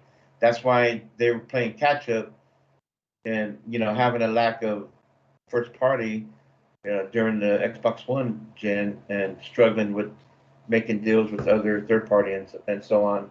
So they're catching up with all these other, Sony's done it. They did it during the PS2 and during PS3. Oh, And so they benefited from it, right? Activision bought Blizzard because Blizzard was actually part of Vivendi, and they merged in with Activision. But what we're seeing is sort of a beginning of a consolidation. Microsoft, it wasn't just ZeniMax. Playground Studios, Oh yeah, Compulsion, in Exile. Ninja- In Exile, right? Obsidian, Ninja Theory, Yeah. Undead Labs. You're Yeah. seeing a lot of folks start picking up these smaller developers that have been out there doing And of what course, Sony. What else does Sony Psychonauts 2. Right? Sony, you're right. Microsoft picks up Double Fine. Sony picks up Insomniac. Mm-hmm. Right? Yeah, For that was pennies. For pennies. Yeah. Probably, Yeah. I would say pound for pound from a monetary standpoint, possibly one of the best acquisitions from a money standpoint. Because look what they're doing. Yeah. I mean, they now have Spider-Man, and they're now working on a Wolverine game. I mean, these guys are hauling ass, and we're hoping. I mean, I'm hoping that we could see the return of Sunset Overdrive. So yeah. Might as well. right.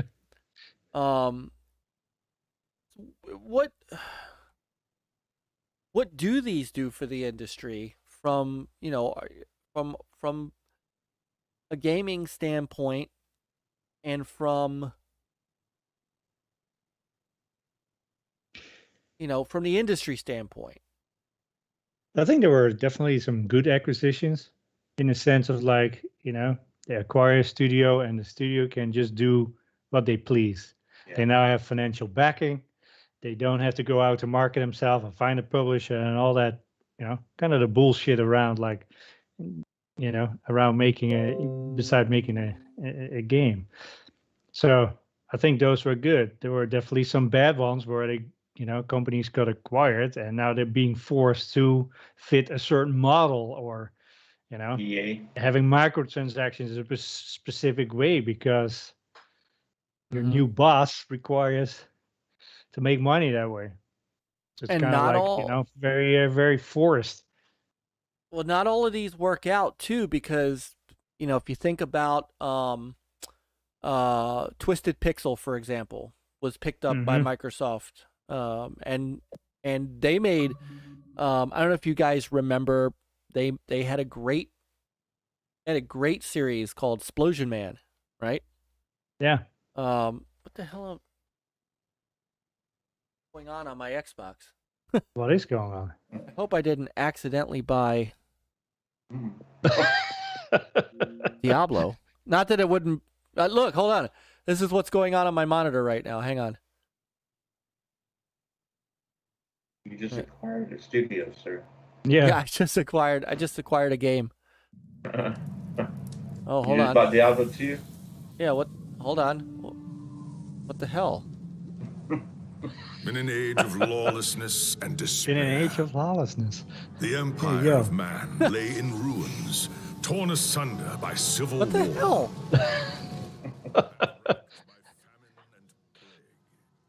Hold on. It has a life on its own. Deserted the temples of their fathers, Yeah, I can't. gathered in forbidden cults, seeking the Isn't this Diablo? Oh, it's Warhammer Chaos. Chaos Bane. Okay. Oh.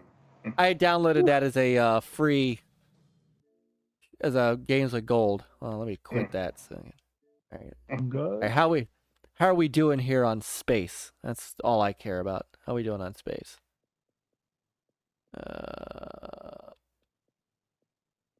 I love this. Surprise me.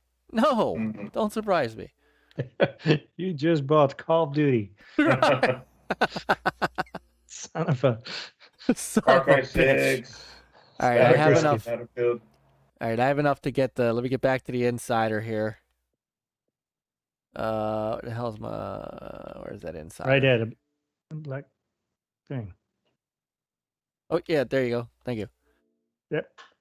All right, now let me download the Halo Infinite Insider. Mhm. This just in: Mike's kids buying games behind his back.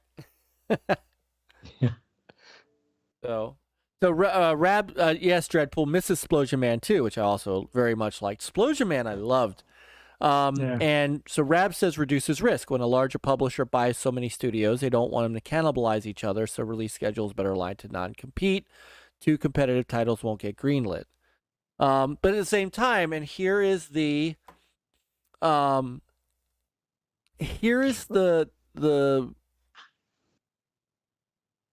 argument that people do make about when Microsoft buys ZeniMax, for example, that now they're pulling games that are multi-platform away from other platforms. So the next Doom, the next Elder Scrolls, will no longer be multi-platform.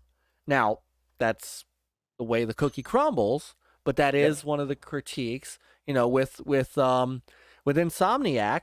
Now, obviously, Spider-Man was different because Sony owns the IP for Spider-Man, but there were Spider-Man games on other platforms before Insomniac and before Sony. There was the Amazing Spider-Man and Spider-Man 2, which was multi-platform. There were Spider-Man games going all the way back to the Dreamcast, actually going all the way back to Sega used to license Spider-Man as far back as the Genesis. So, but for a better analogy is Microsoft, Xbox gamers who supported, not that they did, so it doesn't matter, the 5 people that bought, Sunset Overdrive and the Xbox One. I'm one of them. I'm the other one. I bought it. That's but the 3. I will be honest. I mean, it's a cool game, but it didn't really appeal to me. And to me, I'm like, I don't care if a sequel's made or not. And me and Coop are on the same page on that. It's like, it's cool, but I don't see a reason to have a sequel. But that's, we're in that category. Bro, Continuum, what is up, my friend? Oh man, it's been a minute. I get a chance to see you filling in for Rich on Evercast, and I do watch. Dude, Crow's got some really neat. I gotta very quick because I haven't seen him in a while in our chat, but Crow's got some neat videos that he puts up. If you are a fan of, first off, if you're a fan of pinball in any way, shape, or form, right? Dude is, he is awesome with pinball stuff. But also, he's been doing a lot of Evercade 5-minute challenges. He's been doing a lot of Evercade. He's done some. He just a couple of days ago put out a video for the At Games Legends. So he's got one, and Rich has one, the Arcade Legends big console. Yeah. Arcade box that I almost bought myself. He got the pinball connector for it and did a video on that. So, dude, Crow is the man. It's great to see you.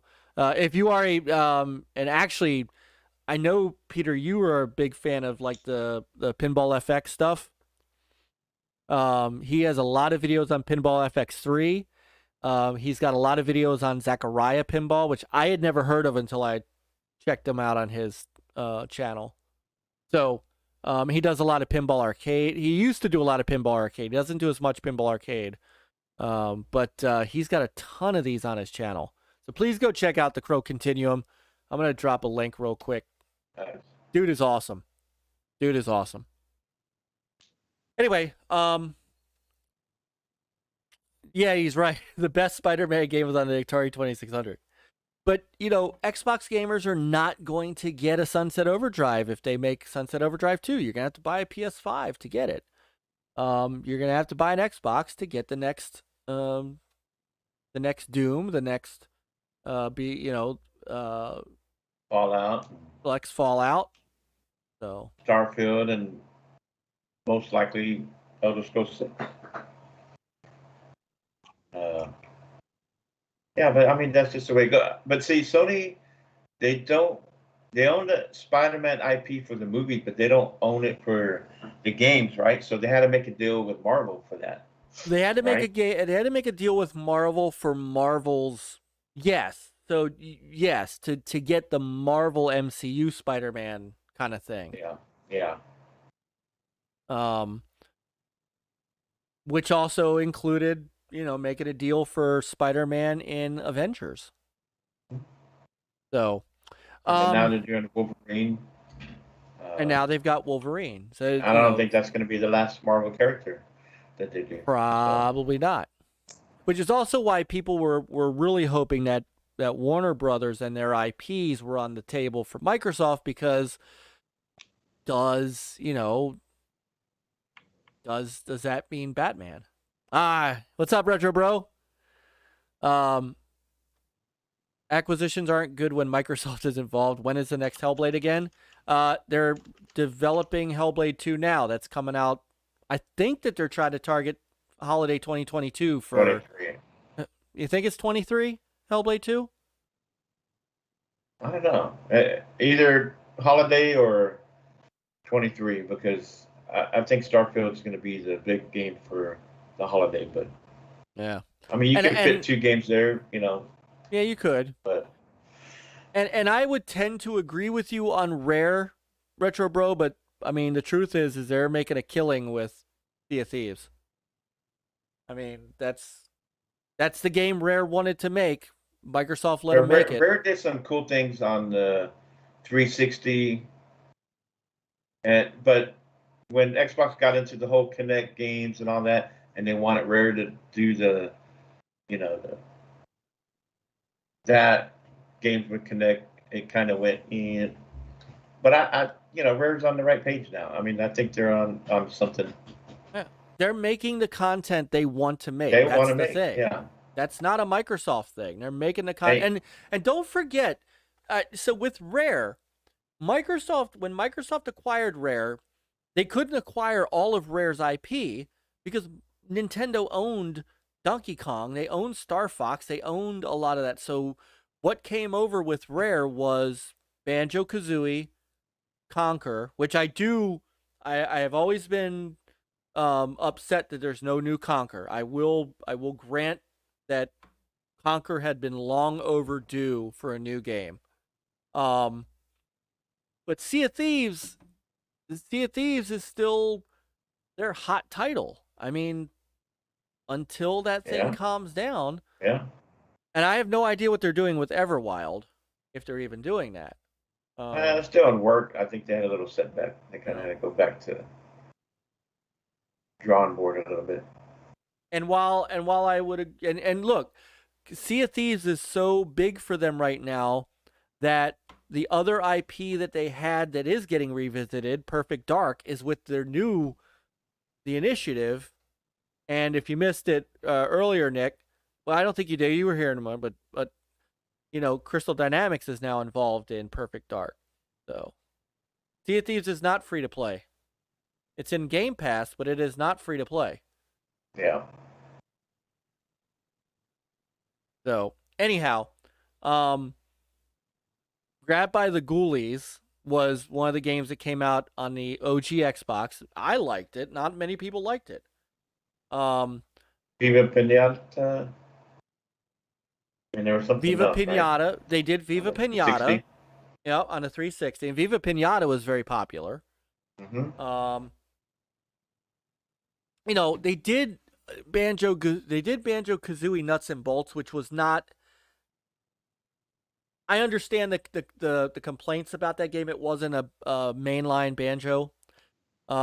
They did Cameo. Yeah. That's right, Cameo on the 360. I would love for them to revisit Cameo. Cameo is also long overdue for a sequel. You know, and they did do the Rare Replay, which Rare Replay was cool. Which brought a whole bunch of their old ZX Spectrum games up. Yep, and a lot of work on Connect. So, but Perfect Dark. So Rab, Perfect Dark is not being made by Rare. So.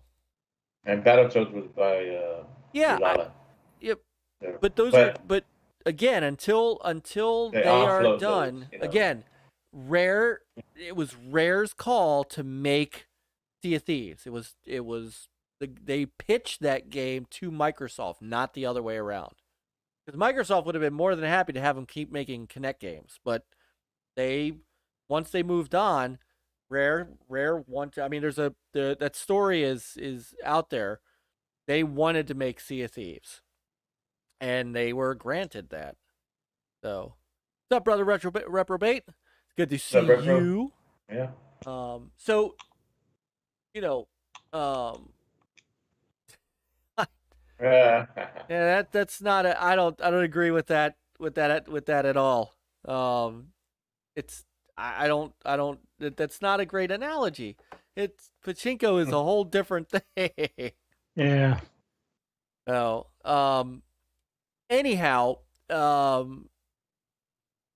this consolidation we're seeing, where a lot of these smaller outside companies are getting snapped up.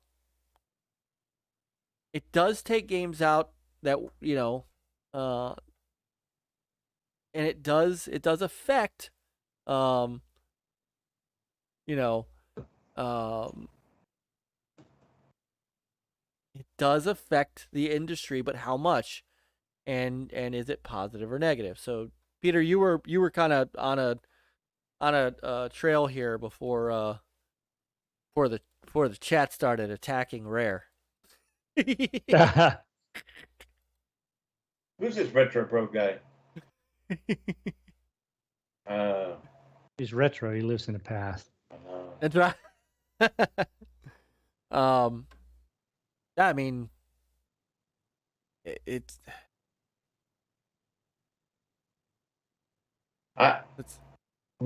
you know, in the past, you know, you've seen EA acquired studios. They did well by BioWare in the beginning, but then some of the others they acquired, they end up getting broken up and, you know, said and put on other games, right? We've seen the good and bad. I mean, I think the approach that Xbox is doing and Sony have done, I think Xbox has learned that from Sony, how they acquired studios, Naughty Dog and Guerrilla, and then now Insomniac, where you embrace what they're doing, what they want to do, and you give them that time, right? You support them. And I think Xbox is doing that now with this with Fair and with Phil and his team. They've been able to convince these studios to come on board. We've heard that from, what's his name, from the Psychonauts 2. From Double Fine. Yep. Double Fine, you know, he wasn't a fan of them back in the day, because I heard. No, he wasn't. He definitely was not. They were supposed to support on the first Psychonauts, and then they decided, nope, we're not going to support you. So they had to go, you know, look out to get money for that. But that's in the past. That's different management. You know, things were looked at differently.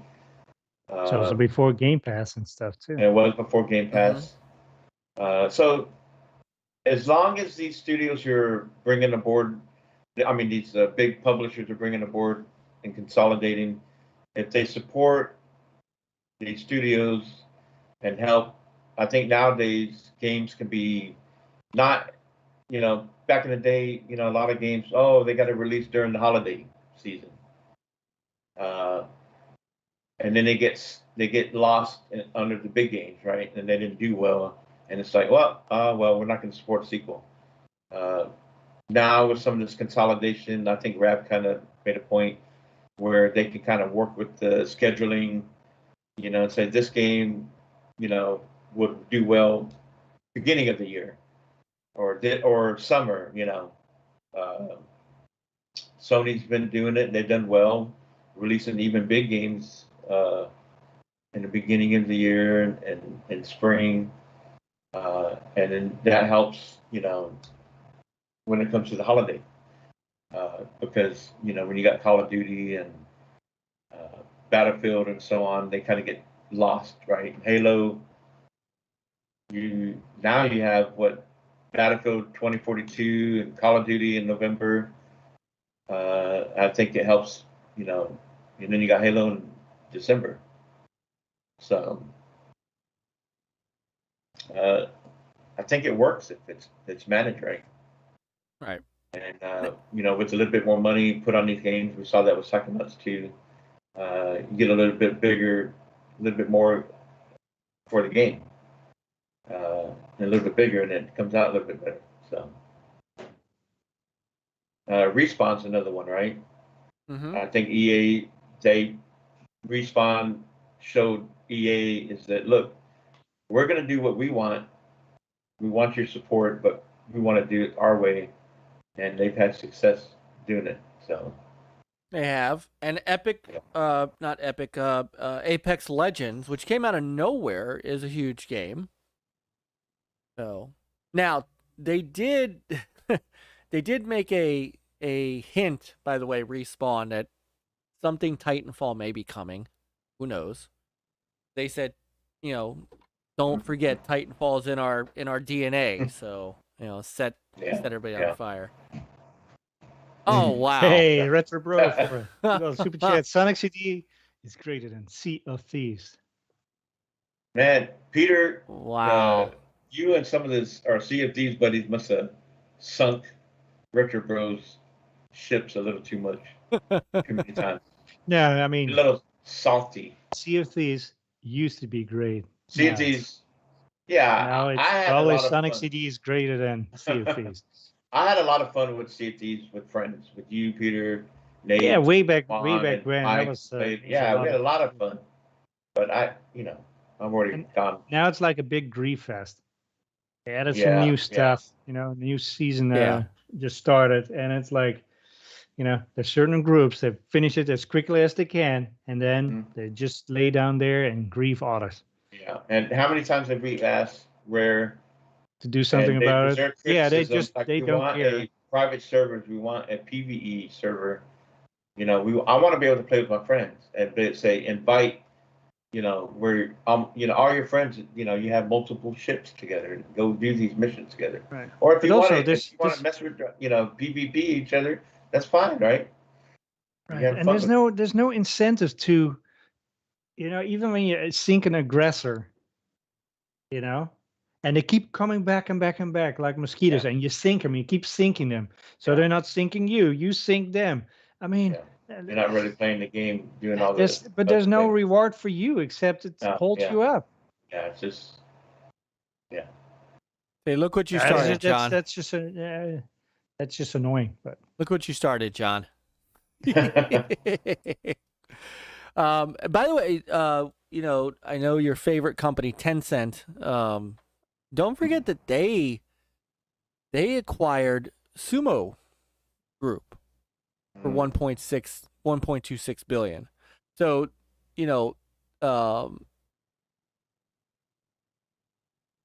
that was a huge deal. Yeah. The Codemasters deal with EA was 1.2 billion.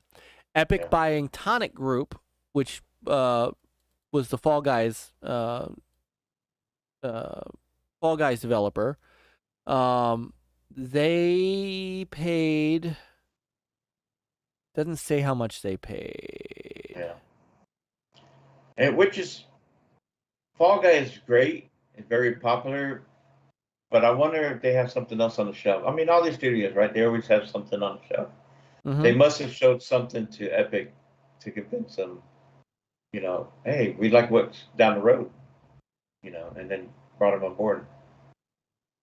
Yeah. Can't imagine to buy them just because Fall Guy and then it's popular at the moment. No. You know, as of the first half of the year, game deals for half one 2021 almost doubled total 2020 investments. That's insane. Yeah, and again, is it better for third party publishers to acquire these rather than the first parties, or are we, does that really matter? And if you own multiple consoles, if you own an Xbox and a PlayStation, you're pretty covered. Yeah. Yeah. You notice the one company that doesn't acquire? Nintendo. Well, no, they acquired. Yeah, they did acquire someone recently. The Luigi's Mansion. That. Yeah. They acquired that last year or this year. I've gone. Nintendo. All right, hold on. Nintendo acquisitions. Let's see. Yeah, but yeah, they don't really acquire a lot of. No. Oh, yeah. But, so, right, and in fact, yeah. Let's see.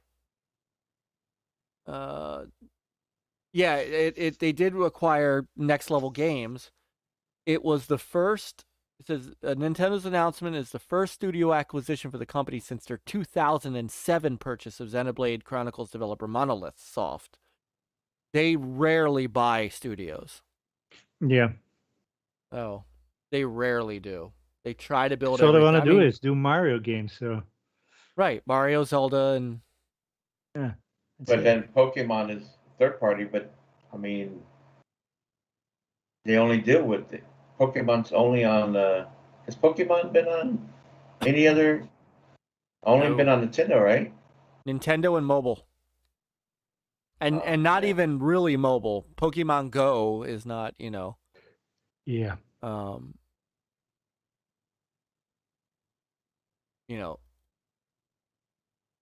And there's no odds that Nintendo's gonna really go after anybody else. I mean, I think if they had the chance to pick up Pokemon, they would, but I don't think they need to. Yeah. Well, who owns? Well, I mean, unless there's a threat, that someone else does. Nintendo partially owns them. So if they own enough stock in it, then they're not worried about someone else. Nintendo's part owner of the Pokemon Company. Let me see. Okay. Yeah, in fact, so the Pokemon Company is actually, there were 3 companies that jointly co-founded it. Nintendo, Game Freak, and Creatures. So the three of them co-invested and co-founded the company. They established it in 1998. So Nintendo effectively is 1/3 owner. Yeah. Nick, wow, I clicked away. Retro Bros admitting Sonic CD is good. Dreadpool's talking about butt pirates. This is a family show. So, well, at least I got Retro Bro to admit Sonic CD is good, even though he did not, even though he slandered it today in a video. Oh, I still gave him a thumbs up for that video because he's my friend. But I don't know.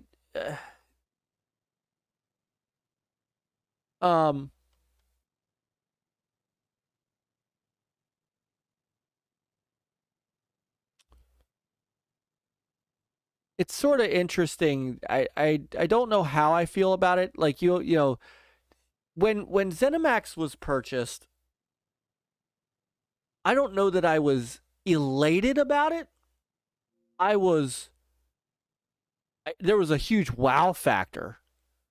Mm-hmm. But, you know, I understood the consternation. I mean, gamers on other platforms have been playing Doom forever.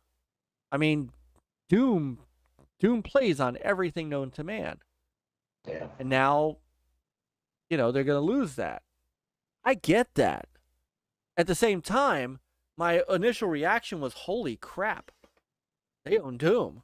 Holy crap, Microsoft owns, and sometimes Microsoft doesn't do it. So Minecraft is still on everything. You know, Deathloop is still coming. You know, it still came to PS5.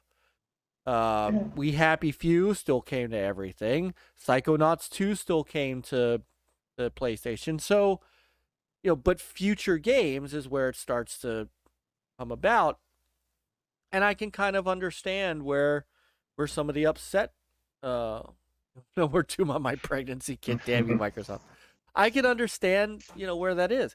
And maybe Yeah, I mean, if it doesn't come to your preferred console, then, or preferred platform, then yeah. Yeah. Now, Even if you, even we're multi-platform, you know, people, yeah. Even if it comes to your non-preferred one, you still kind of wish, you know, it would come to your preferred one though. Take Deathloop, even though, for yeah, example. you can play. It's like, oh yeah, at least I can play it. But still, it's like, yeah, you know, everybody either they love the trophies or achievements or their party chat. Yeah. Party chat, their Steam achievements, whatever. I mean, I'm not gonna lie. I want to play Deathloop, and I might buy Deathloop. I might get it later this year. I've still got a bunch of other stuff in my backlog. But there's also a part of me that goes, I'll just wait. And when their exclusivity is up, yeah, it'll come to Game Pass. Then you play it. Right. Yeah, I mean, you have that choice, you have that option. I mean, but Doom not and everybody all that, does. That's not but I don't see it as being taken away. Yes, it's not going to be in the future. It's not going to be on PlayStation, but gamers have a choice. You want to play it, you go where it's at. I mean, that goes way back to Nintendo and Sega back in the day, right? It absolutely Atari does. and television. I mean, you want to Not every game was on every system. If you wanted to play it so bad, go beg your parents, or if you had the money, go buy that system. I mean, it goes way back. No different. It's always been that way.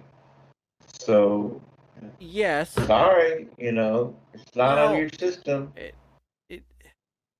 But I understand. The game is still there for you to play.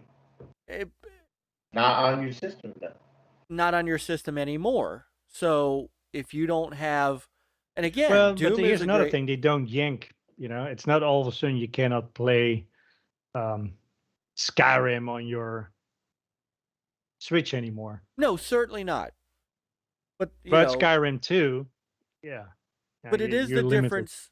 It is the difference between, say, Microsoft or Sony buying ZeniMax and EA buying ZeniMax. Yeah. EA buying ZeniMax means that those games will continue to be multi-platform. Oh, yeah. And you know, but if it comes on but if it comes to like Epic, then you don't know. You don't know, right? Because Epic's got to deal with I mean, and Epic is also Unreal Engine, which is like a little dicey situation. Yeah, that's a weird one. Those are more. Yeah. That's I mean, anything when they have like more, you know, what you said about EA buying something, they can put it anywhere. They don't have any other. You know, they don't have their fingers in everything. Epic has Unreal Engine and their own store for PC and other stuff. It's more limited. Yep. And when you have like PlayStation, Xbox, like, but then, you know, they have their own hardware.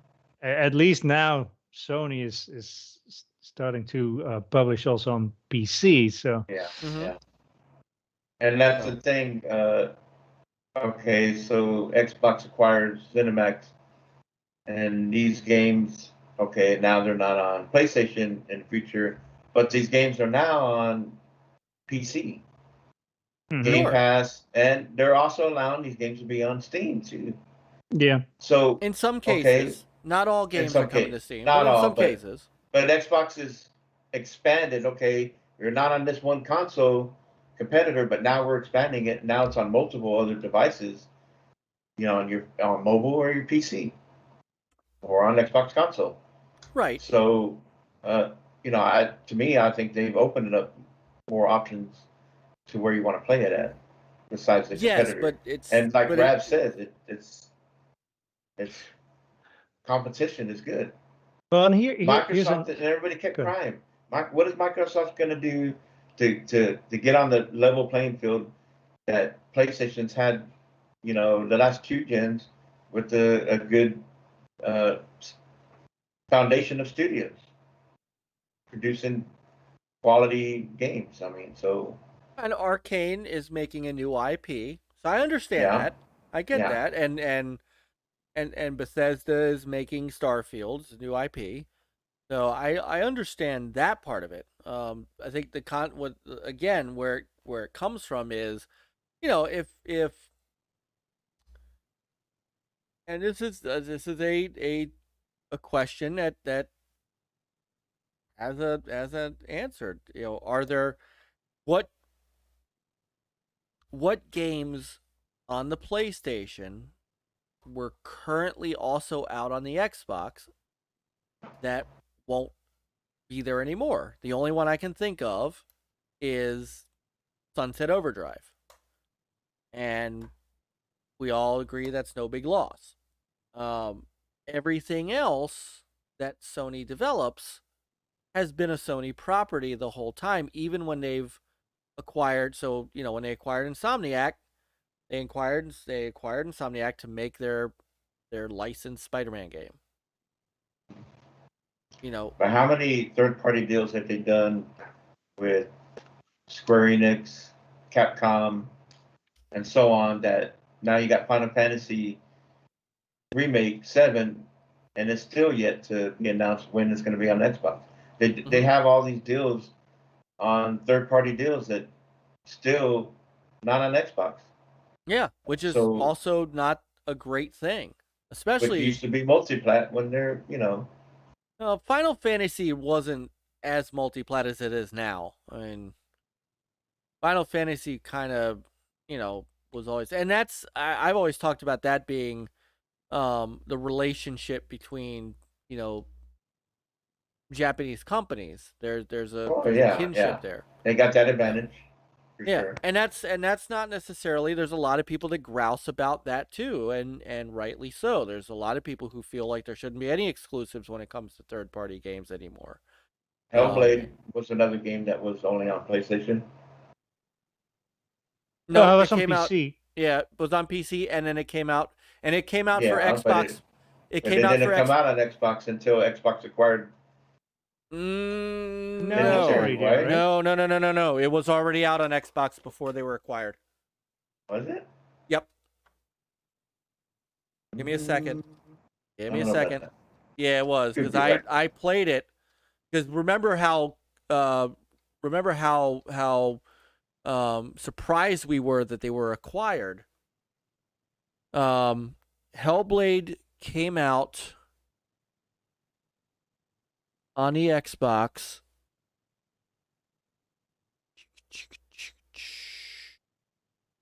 Where is it? And I know some of these devs have said that, whether indie or so, that it's expensive to develop for multi-plat.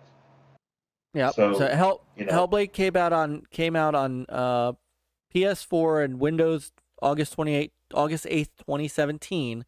Came out on Xbox One April 11th. And then they were not announced that they were acquired until E3 in June. So the game was out before the acquisition announcement. On Xbox? Yep. Came out April, May, June. Came out 2 months before they announced the acquisition. Well, maybe that was part of the deal. before it was announced that they come on Xbox, it was one of the deals, you know, hey, can we get Hellblade? You know, that's probably maybe part of the deal. If they weren't going to acquire Ninja Theory, how do we know it would have come on Xbox? How do we know it wouldn't have? Or maybe PlayStation would have made a deal and said, no, we're going to give you more money for your next game. Don't put it on Xbox. I mean, they do that with a lot of these companies already. Yeah, but with a game like Hellblade, they would want to own the IP. And that's something they did not own with this. No, I know that. And Ninja Theory was not. Ninja Theory also was not a sole PlayStation developer first. Because if you remember, their first game, their very first game, was an Xbox game, Kung Fu Chaos, which I think I have over there somewhere. So their very first game was actually an Xbox exclusive. And then they made Heavenly Sword for PlayStation 3.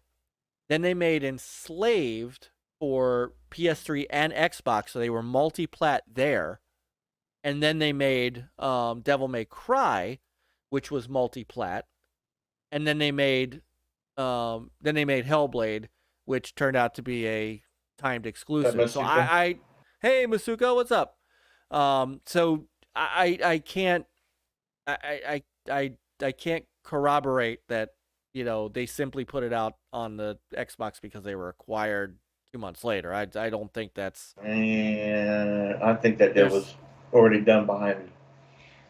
But it doesn't make sense from them from a studio perspective. They weren't a second party studio. No, but they at the time they already kind of. PlayStation is very good at making deals with third party and second party. I think that they had a better relationship at the time with PlayStation. And Xbox, because their previous two games were multi-plat. Okay, yeah. Their previous two games. So was Remedy.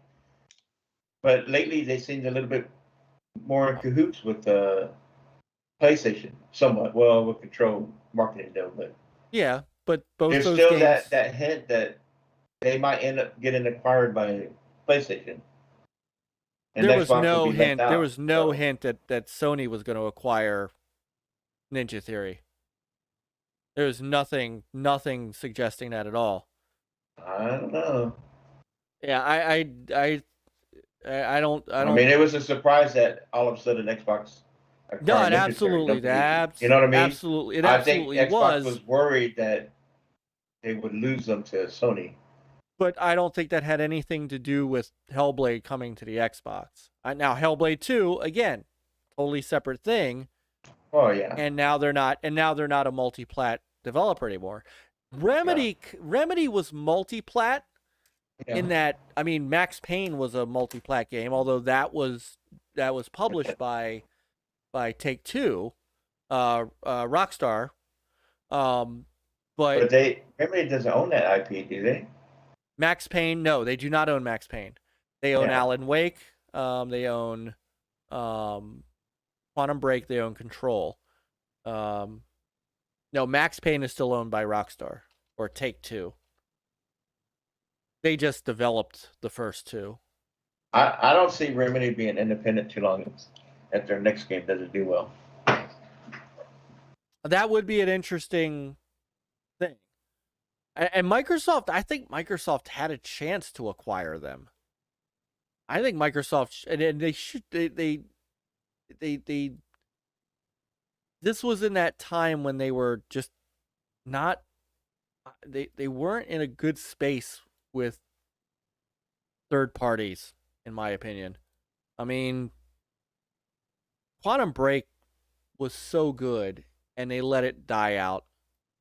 Control is not as good as Quantum Break. I think Peter and I agree with that, right? You know, I'm not sure. I mean, Remedy What they No, announced Remedy- that they're going to do a remaster of Alan Wake, Yep. but there's no guarantee on that. Will it attract enough people out there to say, "Hey, maybe we want a sequel"? Well, they've been trying to push a sequel for years. Oh, yeah, but Oh, don't forget they're also Remedy is also doing Crossfire X for Xbox. yeah, but that's a deal with the studio that's doing the multiplayer. It is, but they're still Smilegate's doing the free to play multiplayer, but Remedy's doing the single player campaign. Yeah, And they're doing that is a and they're doing it with their Northlight engine, which I'm interested to see how that works. yeah. Well, they got to make money, right? Yep, but that's an Xbox only game. As far as I know, it's not. It might be timed, but I don't know who owns that IP. Yeah. Looks like Crossfire. I don't know who owns the IP. So, I mean, all of this comes down to there's some other developers out there that, this consolidation could continue. What would be the impact of Remedy being bought by one of these two? I mean, what would be the impact of Sony buying Remedy? I just make games for Sony only. I mean, it's been a hit and miss with Remedy games, right? They have a cult following. There's people out there that love Alan Wake. Like you guys said, Quantum Break was good. I like that one. I haven't played Control though, but they're just, to me, it's not a big deal. They just make games with Sony, and if everything's done well, we'll get some good games out of it. Whoever brings them on board.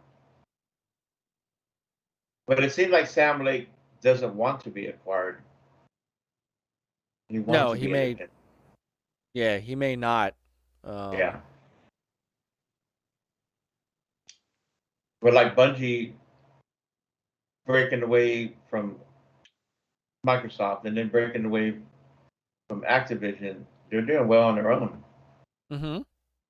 So somebody was, I guess that was brought up, but would they join Xbox? And I don't think so. No, I wouldn't. I don't think they'd want to go back. Why would they want to go back and get shoehorned into? Yeah, even though this Phil's regime is very supportive and allowing these studios to do what they want, but that doesn't mean the next regime, whoever takes over, will be the same attitude, So. Yeah, but I mean, do you guys think? Let's say hypothetically, Bungie rejoins Microsoft. What are the odds that they merge back in with 343i and just become whole again? They could, and Bungie can do some Halo games themselves. But I think they'll be given the independence to keep doing what they're doing with Destiny. Well, they would. But I mean, Microsoft would then own Destiny. Maybe, but I don't, because Destiny's already been out on multiple platforms and it's popular. I think it would stay multi-plat. It would. But what about Destiny? They do going forward would be. So Destiny 3. Possibly, if they do Destiny 3. I think I heard they're well, no, they have another game they're working on, but that's with some other publisher. I can't remember what it was. I don't think it was anything big, though. It looks like I'm not going to get this Insider installed until tomorrow. So it looks like tomorrow night is Halo Infinite night. Uh-oh. Aww. Whoa, Retro Advisory Boy with a super chat, 1999 super chat. Gotta run. Kids have escaped the bed. Great weekend, everyone. Dig the topics tonight. Have a Thank you, great Rab. weekend, brother Rab. Have a great Yeah, weekend. appreciate that. Buy some casa. Oh man. How were those great pastries you brought? Costa something or other. He brought some stuff to dude brought baked goods to Easton, man. That was an epic weekend of eating. And Rab, I think John said that he still had bagels for like weeks.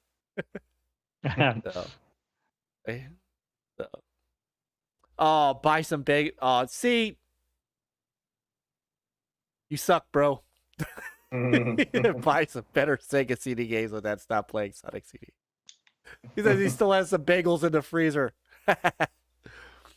All right, so we are getting on 11:46. Believe it or not, I honest to goodness have a 12 o'clock hard stop so I can get to sleep, because getting up at 7 in the morning requires some serious. If I'm gonna get my stuff together and get my running and stuff in. And John, since you're here, you'll be happy to know the quest continues. I'm still working on it, but man, I'm feeling great. My wife loves to rub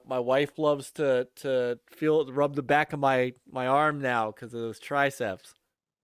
So, and then of course I rub my arm too because I can't believe they're there. So, and like I said before, man, thank you, because you were a big inspiration for me trying to, get my shit together. And I remember that when we got the Easton thing together, I said to John, I said I was like, at the time I was still in like the mid 220s, and I said my goal for June was to meet John and be 200 pounds.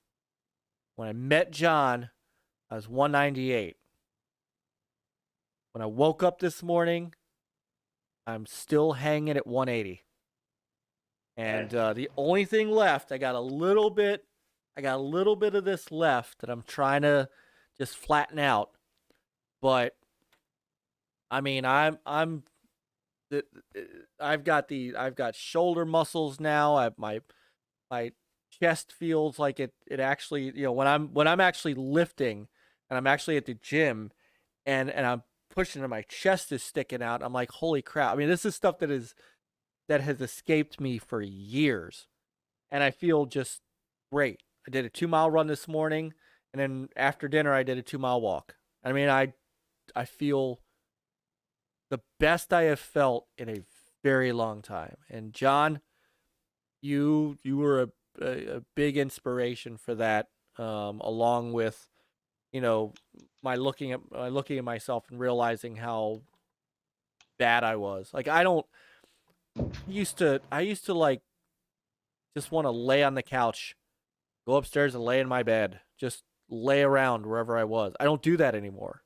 I'm back to moving around up and doing stuff, and it just, I feel good. So John, thank you, man. I love you, and you have been a big piece of my pushing myself. So yeah, and and you want to stay healthy. You got family. Yeah. You want to be around for a long time. Well, and people are. It's really funny because I've been going to the Y for 6 months now, and I sat down to do my floor stuff, which is usually at crunches and things, and I see guys that have been there consistently as well. One of them came over to the next mat. He was doing his stuff, and we got to talking for a second, and said, "Man, getting old sucks," because I was all out of breath, and he goes, yeah. He goes, "How old are you?" I said, 48. He said, "Dude, you look great for 48." And I was like, wow. I said, look, my goal is to look like you. And because he was pretty fit and stuff like that. And we were talking, he said, "I've watched you." He said to me, I've seen you here, 3 times a week for weeks now. It's like he says, like, every time I'm here, you're here. And he said, and I've seen you go from, slow roll to you're kicking butt. And like, this dude can definitely bench more than me. He can do more. I mean, he's stronger than me, but he gave me such a great compliment, and I people are seeing a difference. I've had tons of people tell me how much better I look. And so whatever I've been doing has been working. And that's the biggest motivator for me, is that it just continues to work. So there you go, sir. You can't be sitting on your couch playing games anymore. You can now play your games on mobile and on the go. On the go. There you go. On the treadmill. There you go. Yeah. So, hey, right. You're saying all this about working out, and you're over here wearing a bacon and ice cream shirt. How about that? That's true. That's true. So, well, too, is it used to be when I was down here, I'd have a soda and I'd have some sort of like chips and crap. Tonight, my snack was a banana, a medium-sized banana, blueberries, honey, and this low-fat chocolate. So I will say this, low-fat chocolate milk, you got to be real careful what you buy. I'd been buying this stuff called Fairlife, which has been really good. And I saw another brand, and I'm like, oh, let me try this other brand. It looks like it's got less fat. It's, it's all lactose-free and all this stuff. Got it home, took a big glass of it, and I'm like, what is this crazy taste? Turns out the crap's got stevia in it. Yeah, I'm like, no. Well, the Fairlife stuff is not, I don't know where that, he said that has lots of sugar. The Fairlife stuff does not have as much sugar as regular chocolate milk. It's half the sugar. And I looked. So it's like 12 grams instead of 22. It's great, and it works. So, yeah, stevia has a strong aftertaste. I can't do. All right, so now that we've done next level fitness, yeah, I think we are. I think we've also covered news and games. So, should probably do that first next time. News and games, and then our topics. I'll move that stuff around for next time. But it's 11:53. I think I'm gonna get us out of here, unless you guys have anything else that you want to bring up that we missed. No. Well. What's the next big game coming out? No, Diablo 2 just came out. Yeah. Remake, but go check out Nick's stream. Geeks with Cash. Please go check out Nick's stream. No, he's playing Contra. No, he's been playing. No, tonight he streamed Diablo. Diablo 2. Yeah. No, but no, he's been doing Contra too. Can I learn Contra? That's a great series. So I love his videos. I wish I had that ability. I can't pump out videos like these guys do. So,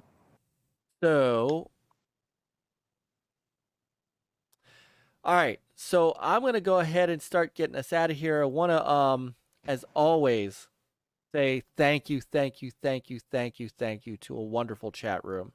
You guys make it so fun. And the interaction between us and you guys in the chat is why we don't consider you viewers, fans. You're our family. You guys are our brothers, sisters, our gaming family, and we love you guys. I always say it, but we always mean it. And you guys help us make this a great time every Thursday. Mm-hmm. Thank you guys from the bottom of my heart. I think I can speak for Chris and Peter. Yeah, thank you guys for everything you guys are. And Peter and Chris, thank you. Thank you again for, just being part of this.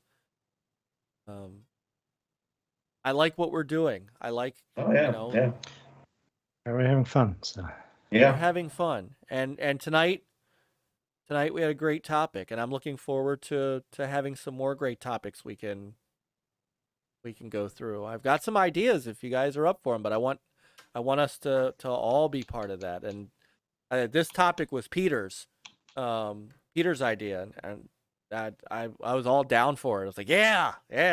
So John said I'm here because I got to support my chat room bouncer. You damn right. I've been helping bro out with chat room yankers.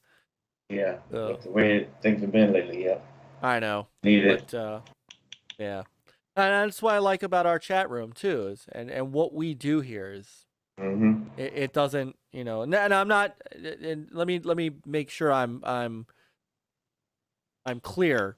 You know, John does not deserve that shit either. No. Okay. Coop. Yes, we stayed on long enough for Coop to come. Stayed on long enough for him to come in, just as we're getting ready to get out of here. Oh, Coop. topic number Dude. one. Coop, Dude, brother. we miss you so much, man. Yeah. Coop, we miss you. I hear, pray tell, that there is a possibility that your schedule may be changing and we could see you again. But yeah, I know work's been crazy. I'm sure it is, especially with everything going on, you know, COVID wise and stuff like that. Seriously, man, I think about you a lot. Miss you. Cannot wait to actually get in game with you again. I purposely still have my PS4 hooked up with my PSVR for the days we can get back to Star Trek Bridge Crew. So cool. See, Coop, you need to get Might be a next week. Mustang because that Camaro keeps breaking down on you. You're always stuck at work. Dude, the minute your schedule works it out, minute it works it out, we're also gonna have you back. We're also gonna have you on here. Yeah. Because we need you to. We do. We really miss you. So, but guys, great show as always. You know, I love this, and I love having guests, and we're gonna continue to have them. I know. I've promised Doggy Dog. I've promised a couple of other people that we'll get him in. You know, we'll get him in on the show. And I love doing that. I know we need to get Dreadpool back on. I want to get John back on. I want to get Nick back on. You know, and a few people that we've promised. But doing this together like this, we can still fill 3 hours worth of material. Yeah. I was looking forward to tonight. Me too. Yeah. I look forward to every Thursday night. Yeah. So. All right. Witching hours upon us. Thank you, everyone. Good night, everyone. Good night, Geeks. Good night. Good night, Coop. We will catch you soon, promise. Everybody have a great weekend. Pick up a controller, get some gaming in.